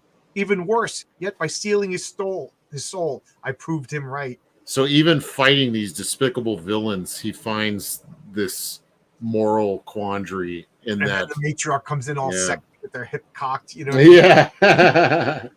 Yeah. What does he say? Yes, you do at last understand we're all heroes in our own minds, even me. Yep. And then they throw him into the pit. The next issue, I guess, will go fast because that's the one with the clowns. Yeah. So this one, as soon as I saw the clowns, I was like, "What?" I remember. I hate clowns. Yeah, I hate clowns. And I was like, "What? How are they putting clowns in this?" I mean, yes, this is kind of, eclectic, or it's kind of like it takes ideas from all over the place. But I'm like, clowns. So look at these credits. Al Milgrom is inking. So I guess Jim Starlin. Oh. And then Jim Starlin, Insanity. Yeah. So which means that Jim Starlin's doing the lettering too. Oh no, Tom Orzechowski is doing the lettering. I apologize. And here we got Ditko. Go ahead. Yeah, we got some Ditko space going on in here too. Oh, and it even says the story is dedicated to Steve Ditko, who gave us all a different reality. Yep, a nice little gesture towards Ditko, because he's definitely in Ditko's space here. So this is like a really weird issue because you get your recap, of course. They're kind of recapping what happened in the last issue and even before, but then we get into this realm of clowns and stuff, and this is introducing. We'll get there, but you're just like, what is this? This is the land of the way it is, And immediately I'm starting to wonder, it's like Clown World, and my mind is racing, what is this? But then you get this brief glimpse of this guy named Linz, little alien guy right here on the far right, and you're kind of confronted with the idea that maybe this is an engineered hallucination. This is the Matrix. Yes. So again, this book is introducing concepts and ideas that didn't become popular until years and years later. I forget who it was again. I'm so sorry, everybody, but somebody put on Twitter, I think it was Michael Bancroft. He said, what is your favorite thing about comic books? And I said, the imagination. Yeah. I said, they're unlimited budget, especially if you're the writer and the artist, you could do everything. And everything has been done in comics 20 years earlier. Yeah. Again, here we have the Matrix, Total Recall. It makes me wonder, what is left untouched that has not been touched, by comics already. I mean, here we got Gamora over here. The only criticism I'll say is I was spoiled by Jim Starlin inking himself. Nothing against Al Milgrom, but it just doesn't seem as good. Well, I loved it at the end. Let me just take a quick peek at the. Yeah, I'm trying to go faster. I want to see who inked the. Joe Rubenstein. Okay, inked the last, because I really enjoyed the art in the very last one. Okay, we'll get to that. So he's throwing pies at the past version of him. Getting and I wonder if this is Jim Starlin himself. You know what I mean? If he made it look like. You know, like yeah, this guy Lynn's here. like this Roy Thomas. You know what I mean? Oh, these are the Marvel guys. Because this big guy looks like somebody. I don't know if you got him on your because they all look like somebody. It's really interesting. They look vaguely familiar. You know, and back in this day, I didn't know what John Byrne looked like until I saw him at a comic convention. You know, these days I could figure out what everybody looks like. I used to say I loved it when I had no idea who anybody was, because I used to think Jim Lee was a white guy and Stan Lee was an Asian guy. Like it's like you just didn't know any better. Who cared? Yep. But yeah, we see this Gamora looking hot in this page. I think that's the page right before. Oh, which go back one more. Yeah, look at some of these shots of Gamora here. So great. And that last shot of her. Yeah, I mean, so Gamora is the city that was destroyed by God, you know, and the city of sin, and right. So that's the deadliest woman in the whole galaxy. Yeah, all right, the deadliest woman in the whole galaxy. Yeah, she's a honey trap. She seduces you and she'll assassinate you. You know what I mean? She uses like every part of the buffalo. She's using every part of the buffalo. That's right.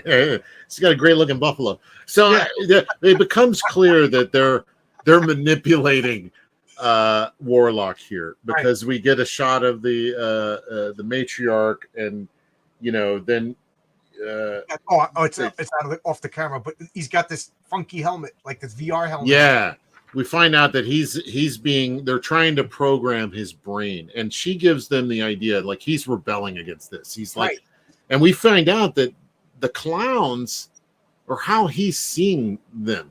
Right. That's not their intention. His mind is making them look like clowns, because that's how he feels like they are. Right. This is a being who could control the soul gem. He's losing control of the soul gem. Yeah, he was entrusted with the soul gem. He was created to be the ultimate being.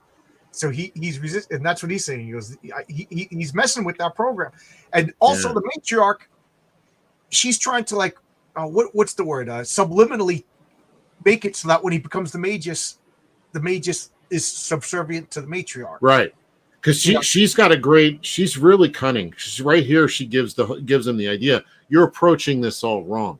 You need to make it feel like we are the underdogs trying to do right, and that he will have no choice but to help us in that Play game. On his heroism. Yeah. Don't antagonize him. We're not going to beat him.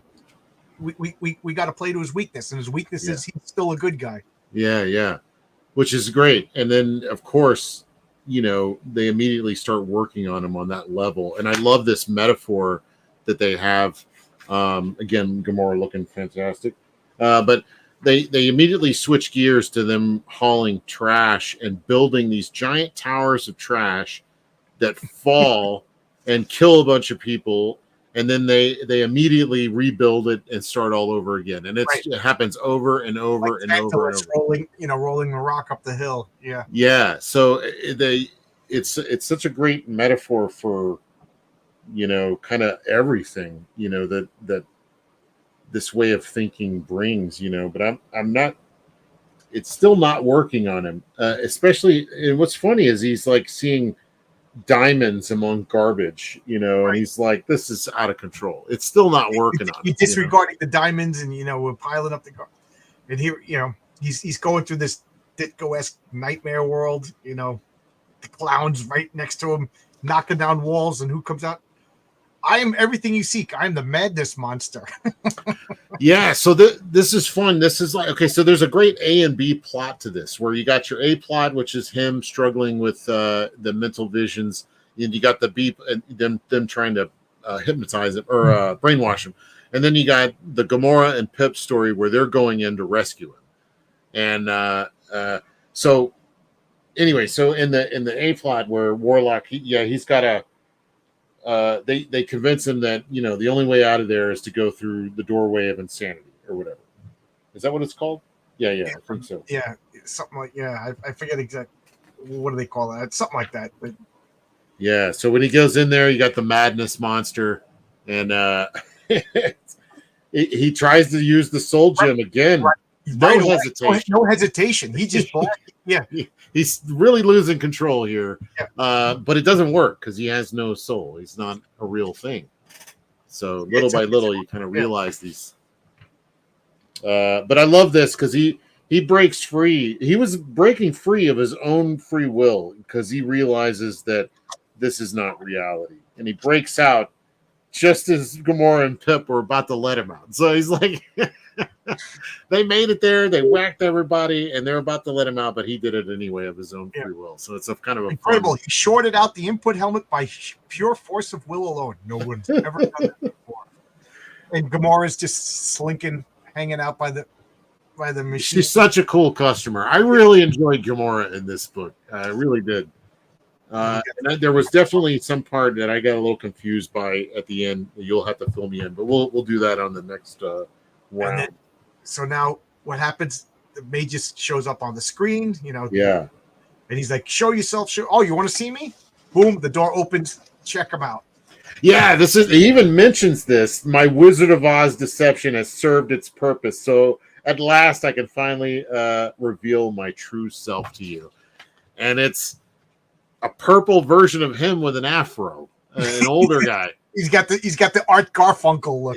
Yeah, it just stinks of 70s like you wouldn't believe. But yeah, you quickly kind of like let go of that. If you're like me, and I was like, oh man, that afro, I don't know, but then you let go of it real quick, yeah, because when they brought back the Magus, he's got the ponytail, so.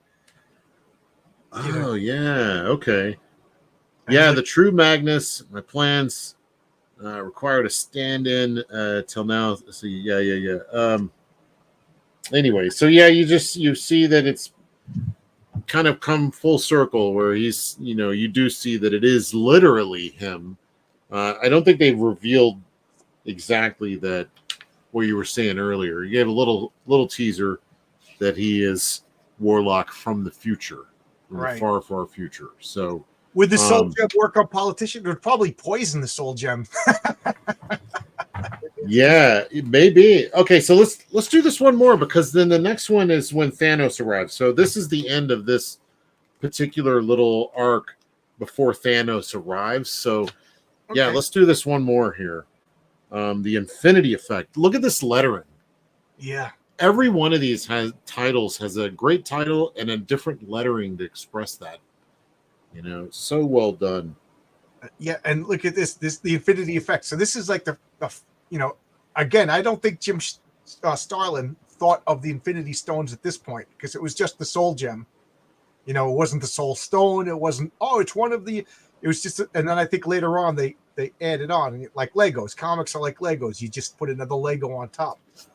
I got no problem with that. So this one is rendered by Steve Lee Aloha. So it's even different. Like every one of these has like a different inker embellisher. They probably need to, because everything else, Jim Starlin. Well, look at all that Starlin's doing on every page. Yeah, can you guys? Do you see like all the detail on all the rocks? All the details on everything. This every issue, every page is so lush and dense with detail and special effects and just all kinds of things. Oh, guys, just look at this panel up here. And that afro. Oh yeah. Wow, yours is way different than mine. Wow. Oh, really? The floor, the floor on mine is green. Look at this. I'll bring it up. Oh yeah. I just don't like the coloring that they do. That's without the saturation effect of the newsprint. And I love this, that the Magus is silver and he's gold. Believe it or not, this is the same color from their actual film plates that they took. It's just, this is how dramatically different it looks on glossy paper. This wasn't recolored. It's the same color. It's just, that's how pulp makes it look. It soaks into the paper instead of floating on top. So we got David Alicia, amazing work and detail, all done on newsprint. I love the coloring given I prefer the coloring, but then again, it might just be a case of that's what I'm used to. Well, yeah, to me, it's like when I hear a song and then I'll go watch them live and then they'll play it differently. And I'm like, no, that's not how the song goes. Yeah. Or I hear remastered Beatles songs. I'm like, no, Or a movie director will add a scene that was cut for theatrical release and suddenly all the timing is off. And so much depends on that first experience you have with the work, right. This is why it's important for guys like Lucas not to change. Yes, and this is why it's important to have physical media. Yeah, that too, definitely. And I love this. The Magus is just toying with them. Just look at him. He's just leaning on the wall over here. Like, Warlock is struggling. He's like, no. And Magus is just like, yeah, I'm leaning on the wall. I'm just dealing with you. Because he knows I'm you from the future. I've been on your side. I know what you're going to do. And there's this great beat right here on the facing page you got where Adam Warlock's like, I refuse to believe I am to become as evil as you. You forced millions into slavery. And it's funny. It's like now the Magus is saying the exact words at the same time he is because he's already been there. He's done it. You see that? The arrow, the pointers are coming out of. Wait, what are you doing? How could this be? Wait, what are you doing? I'm merely repeating the words I once spoke in ignorance. As for now, I might not be on the other side of the coin as you. I see that the answer is not quite satisfactory. Is it? I mean, that's just when I got to that moment and I realized he was saying the exact words that he was saying at the exact same time. I was like, that's fun. That's just brilliant. I was just kind of blown away. That's what I'm saying. Can you? What was it? 70? Well, I didn't get this right away. I think I got this. I got this after this. Oh yeah. I'm sure I got it after the comic book store. I got this on the news. Okay. But then I had to go and search back. Yeah. But it was like, me and my friends, we were like excited, like, oh, the main, So that we get like it because I read. I think I read this first, and then I read the Avengers, and then you know what I mean. So I read okay, but it's still amazing. So then what do we get here? He's basically just giving him the lowdown about, in the just use the girl from the beginning who died that set him on this mission. He planned all that because he knew that her death would set him on this journey to find it and start the whole thing going. Yeah, it was the impetus of everything. And even the matriarch, he was like, I knew about her. He knows everything. Everything that we've been up to this point was designed by the Magus to happen for a purpose. It's like they're in this MC Escher castle too, Yeah. And I love this. Pip's like, well, I guess it's down to me. Well, some of the most turned out to be like, it's up for me, Pip the God Basher. Well, this is interesting too because you think that the fearsome woman in the world would go, in the universe will take him, but she's like, I just can't yet. And he's like, well, some most dangerous woman in the galaxy you turn out to be. Okay, I'm going to do it. Pip the God Basher, and he runs after him. And of course, he just gets smacked down like nothing. Yeah, he doesn't even address him. Yeah. He's still doing his conversation. He just smacks the guy. I waited 5,000. So the Magus is Adam Warlock in 5,000 years, come back through time to dominate the galaxy. And then he's like, what's going on? So she's like, this is where we introduce. Contact the master. I must clear my thoughts, let them drift out into the void. I must reach out and touch his mind with mine. Master, Gamora. Telepathic linkage has been achieved. Report. It is as you predicted. I am undetected. So now, real quick.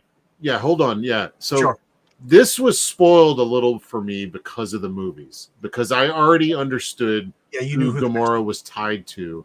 So I automatically knew. And I started getting excited. But was Thanos a thing before this? Yes, Thanos debuted in Iron Man 55. Drax the Destroyer and Iron Man debuted in Iron Man 55, which I think was a year before this. But Jim Starlin was telling this story despite whatever comic book he was working in. So when he was writing Captain Marvel, he was telling this story, and then he did a couple of Iron Man comics, and he was telling this story, and now he's finishing this story in Warlock. So like you could pick up Iron Man 55. You could, with the first appearance of Drax. So did you have any idea when you first read this? You spoiled it for yourself because you read the Avengers one first. Yeah, I read it backwards. So I'm just wondering who picked that up. By this time I was saying the words as they were saying them. I came from the future. So I'm going to turn the page. Yeah. So then we realized that Gamora and her master have a whole plan. So there's this whole other element being introduced now, a whole other thread of complication, right? Being brought into all this. And they're fighting over here. She pulls it. He goes, but when that point in time arrives, strike him with every ounce of speed and strength I've given you. The very fate of the stars rests within you. So that she's being set up as like a messiah. Like she is going to save the galaxy by killing Adam Warlock before he could become the Magus. So like you said, there's a whole other twist. There were elements of Dune in this as well with the some of the stuff they do. I can't remember if this is the scene, but there was one scene that definitely reminded me of Dune as well. The Dune Messiah stuff. I don't know if it's this, but yeah, where they give her this knife, and he definitely a plan. There's a very specific point in time, and in the Magus is he's just going off on, I planned all this. You suck, blah blah blah. He's just like he's enthralled and just terrorizing Warlock here. Look at this pose, yeah. Yeah. And he says that you can't use the soul gem on me because it's the same gem. I'm wearing the soul gem. You know what I mean? Like we're just going to cancel each other out. Yeah, exactly.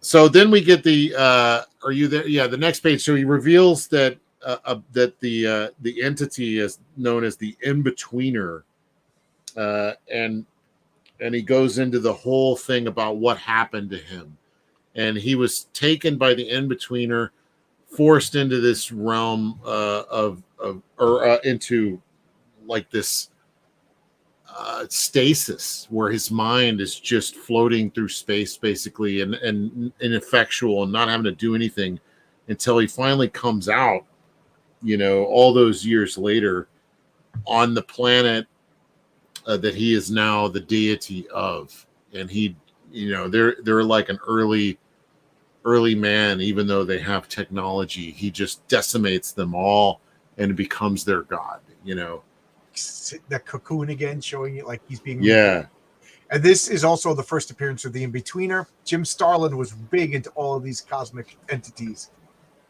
Yeah.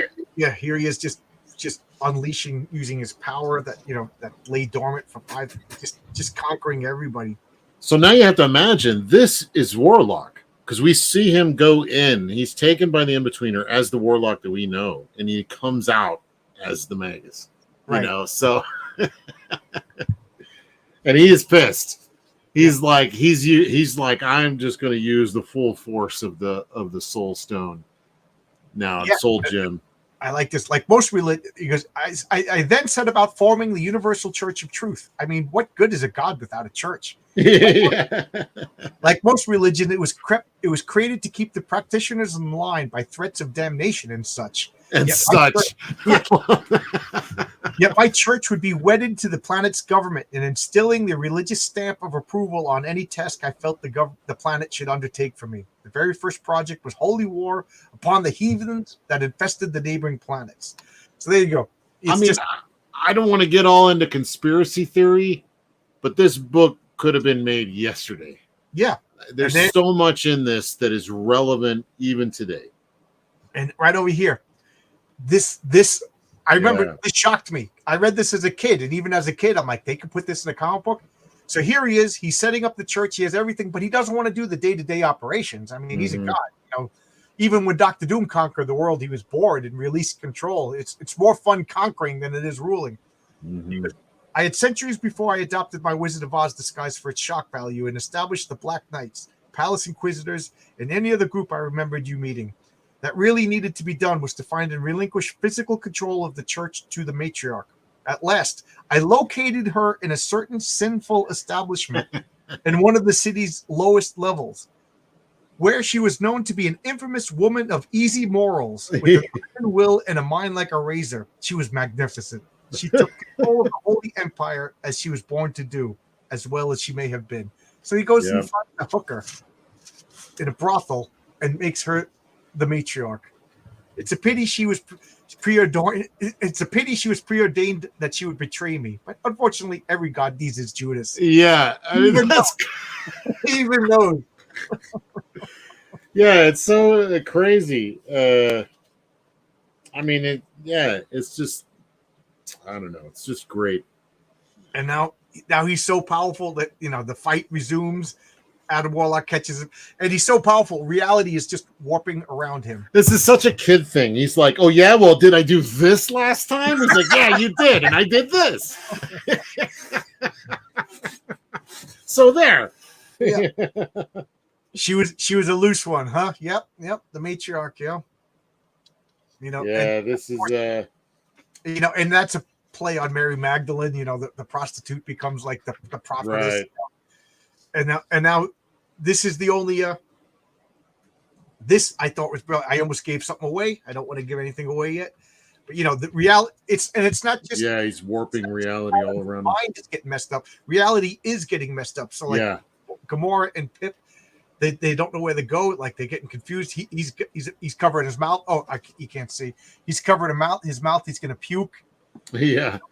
But this is almost as if, again, I kind of keep going back to the movies. But you said this was before they kind of figured out all the different soul gems or all the different gems. Yeah, so this was before the concept of the Infinity Stones, if you ask me. But this one has the power to do a lot of that stuff. Like the one, I don't know which gem it was, but it has the ability to kind of alter reality. Yeah, there's the reality. And keep in mind, he used the soul gem to go back in time. Yeah. You know what I mean? So this was the one gem, it was just did everything and then later on, I guess he farmed him out. Or maybe there's a story that I'm missing. Maybe this gem got split into 6. I don't know. Yeah, I don't know. I love this. He goes, "You're going to attack me. You have exactly 12 seconds before I summon the in-betweener." So right now he's creating the situation where the in-betweener comes. So this is, as far as Adam Warlock is concerned, this is his last moments. He's got 12 minutes. 12 seconds. and Gamora is in contact with Thanos, and he's saying, you got this one particular moment. So that they're constantly setting up ticking clocks in this, which is great. And 12 seconds. So that's the amount of time that she has to make her strike. And she goes in for the kill. So each panel is exactly a second. Yeah, it's great. And I love this pop art, the different colors. Like this is almost like a Andy Warhol over here, Just it's completely red, then it's blue, then it's yellow, Yeah. And look at his face. He's just like, look at all this. Gamora, he's like, why fight it? He's almost like succumbing to fate. Building tension and Zero, he just smacks Gamora.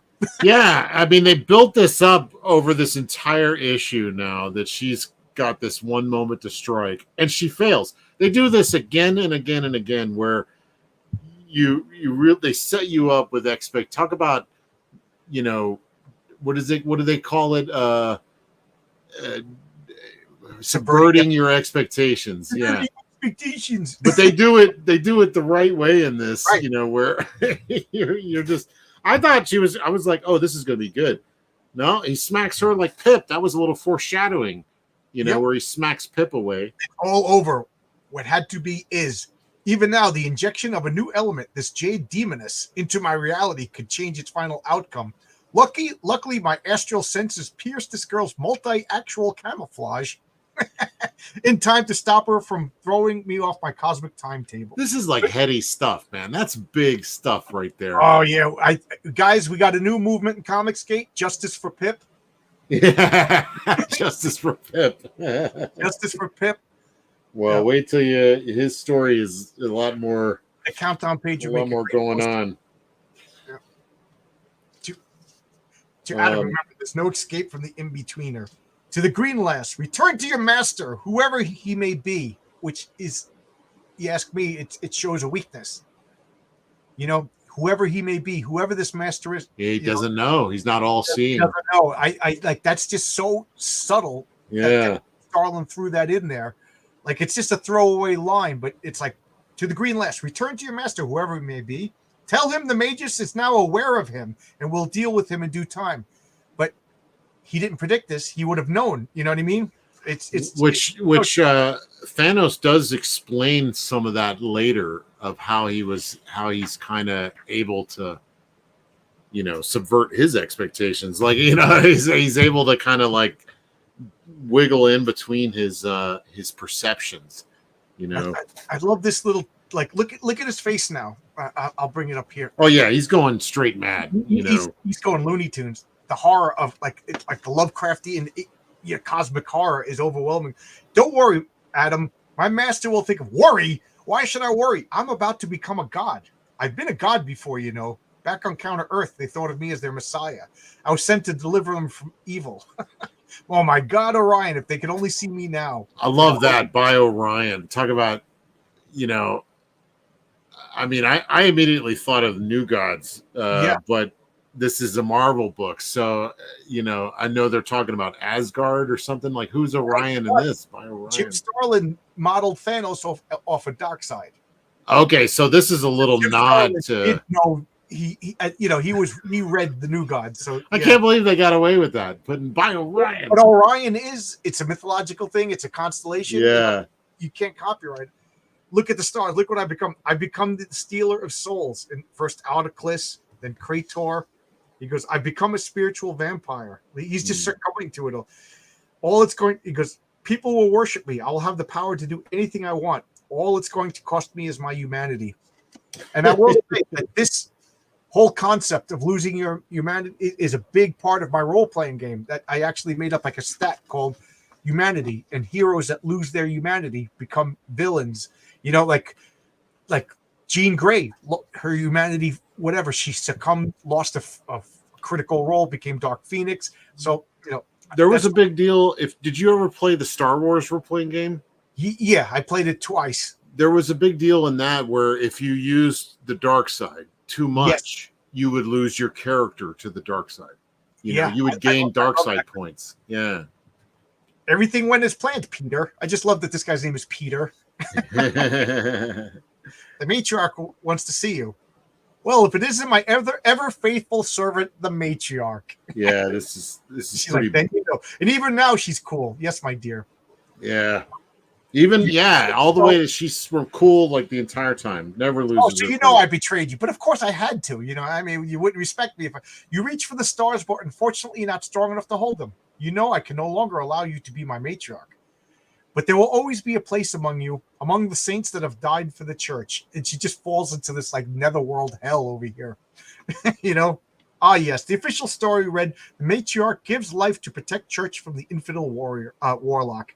The populace will love it like that. See the story gets out, General. After you gather up the Black Knights and liquidate anyone you find in room 7, subsection Z. Yes, your whole he's doing what do they call that? When the news does spin. Yeah, it's all fake. It's all manipulation. Misinformation, propaganda. Propaganda. There you go. Yep. So I mean, this book again is just dealing with so much. When I was reading it, I was like, it felt relevant today, you know, in a weird way. Yeah. That's the best art, and then you know. Yeah, right. It's timeless. Now they're waiting for the in-betweener to come take them. Meanwhile, back at room 7, subsection 2, you know, stand back. I'm about to phase into your sphere of existence to take personal control of the situation. I must admit that I severely underestimated the Magus' power. I had hoped Gamora's influence into the Magus' past-present reality. So, for those of you who aren't reading all the details, Magus didn't know who Gamora was because she wasn't there. And she wasn't there because, ta-da, Thanos. Yep, Thanos is the rogue element. He is he's changing things. He is the fly in the ointment. You know, we'll find out why later too, because Yeah, he's. I assure you, Thanos is such an element. I've hoped to avoid personal involvement in this affair for other more important matters now screened for my attention. Yet those plans depend on Warlock's continued well-being, so I'm forced to intervene. For Thanos now stands with you, Adam Warlock, to prepare to fight the death. So Thanos is now Adam Warlock's enemy against the mages. And this is so wild because like they team up. Right. You get to see Thanos in the next issue fighting alongside Warlock against all these. So Thanos now stand with you. After the chat. In case of absolute power corrupts, absolutely. Yes. Look at that. The morals and the it's just so sticky where you gotta Thanos. I mean, his whole worldview is about death. It's about creating genocide across the galaxy, about taking everything out. So this would be great. I mean, if we could stop here, honestly, we've gone to 2 hours, and there's still so much more to go.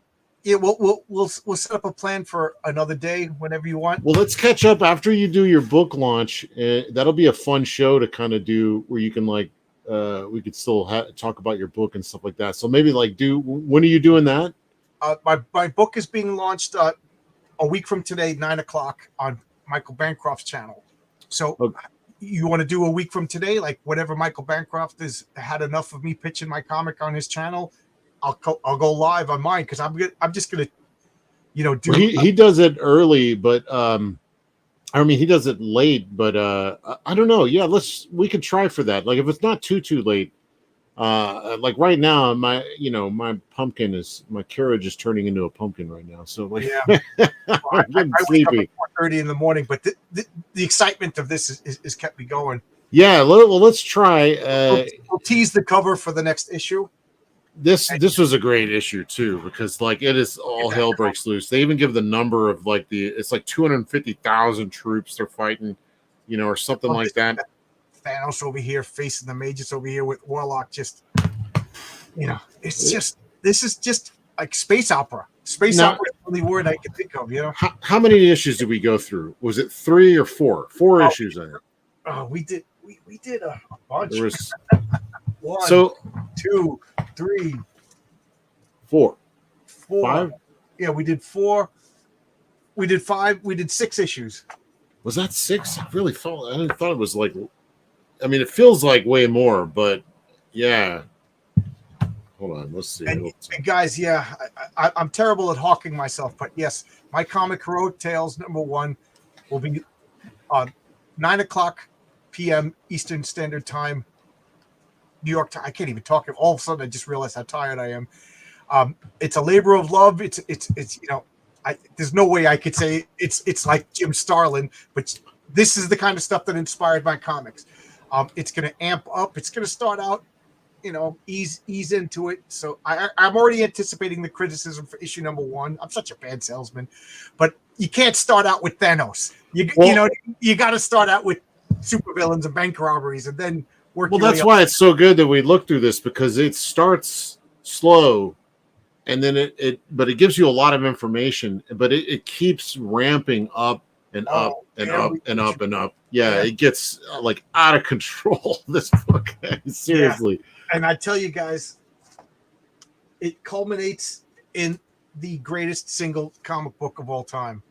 This was a lot of fun. Spider-Man is so great. I actually was smiling ear to ear reading his dialogue. It's just they know how to write Spider-Man. He sounds like Peter Parker. You just know it as soon as you see him. There's nobody else that talks like him in comics. It's great. I just remember we were going somewhere. My parents, I was a little kid, and we went into the 7-Eleven, and this was on a spinner rack, and this was 60 cents. And I just told my mom, you got to get that for me. 60 cents. What an issue for 60 cents. Conviction, because she was just like, oh, okay. Like, you know what I mean? Like, Mom, there's no choice. You're getting this. It's like I must have did a Jedi mind trick or some latent mutant ability, because my mom would have fought with me for 60 cents back then. That was a lot of money back in them days. I'll never forget this. You know, this I bought this off a spinner rack. Oh, You know? man. Yeah, great books, man. I'm happy you got me to read it. We'll have to like definitely keep going with this because I want to get through the rest of it, and then we got to pick a new thing to read. So be thinking about that. If not, we were saying Secret Wars. Secret Wars is a good one because for two reasons. It's good, and second off, everybody will want to see it. Okay. Secret Wars yet? No. That's what I'm saying. That's one I have not read. You didn't even read it yet, so that'll be awesome. Yeah, so we'll have another one, but we still got to get through the rest of this because there's some really good stuff coming. And the best is yet to come, I think. Since we're going to split it up into multiple shows, we can definitely still go through those other two issues I was telling that weren't as essential but still fun. The Pip episode, and then this one with the guy whose mind. I don't want to spoil anything. The one whose mind is. He can reach out with his mind. It's such a fun issue, actually. It's really good. That comic, believe it or not, actually scared me as a kid. It is a little spooky, yeah. But that's the one with the space shark. So I want to get the space shark cracked me up. Yeah, we'll get to that though. But hey, also I want to mention real quick, in case anybody's wondering, that young Von Coleman is launching his book. Yes, today, I want to thank you for Phenomenova. It launched already. Phenomenova.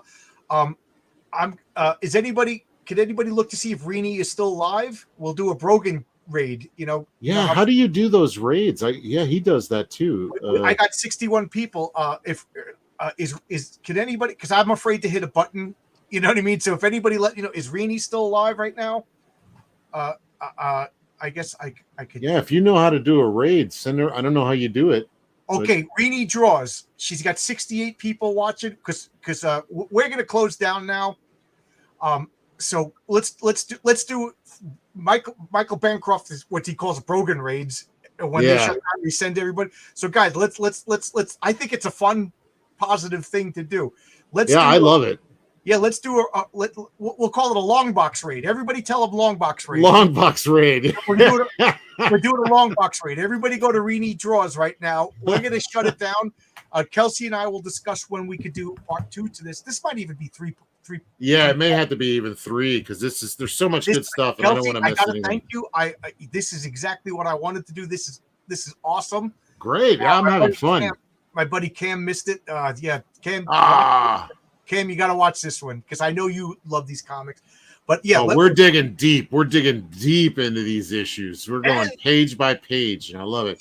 You're going to see first appearances by other characters. Yeah, coming up in this. Jim Starlin created the whole corner of Cosmic Marvel. Such good stuff. But ready, guys? I'm going to say, I just want to put up this link because Kelsey's got to eat too. Back Nexus the Scourge, him and Mike Barron. Oh yeah, thank you. How can you go wrong with that? That is just awesome. And if you like what we were just doing tonight, you're gonna love Nexus. For sure. It's cut from the same cloth. Somewhere in the multiverse, Jim Starlin and Mike Barron are collaborating on a Warlock Dreadstar Nexus, comic book that's just gonna make your face explode. It's these cosmic superheroes. It's great. And if I may be self-indulgent, please, guys, please consider checking out my comic. It's launching a week from today. Thanks a lot, everybody. Great. Richie Dupe says great stream. Long box raid. I'm in Rini's chat right now. Long box raid. All right. All right. I'm going to shut this down then. Oh, they're really saying long box raid? No, I just put that in their chat. Okay, everybody, let's all go. Oh, and Bancroft is rating him. We're both rating him. All right, let's rate it. I'm going to turn this off now. I think that's a fun thing to do. All right, Kelsey, I'll message you in a little bit. Okay. Right. Bye, everybody. See ya. Go to Reedy Draws and have a long box raid.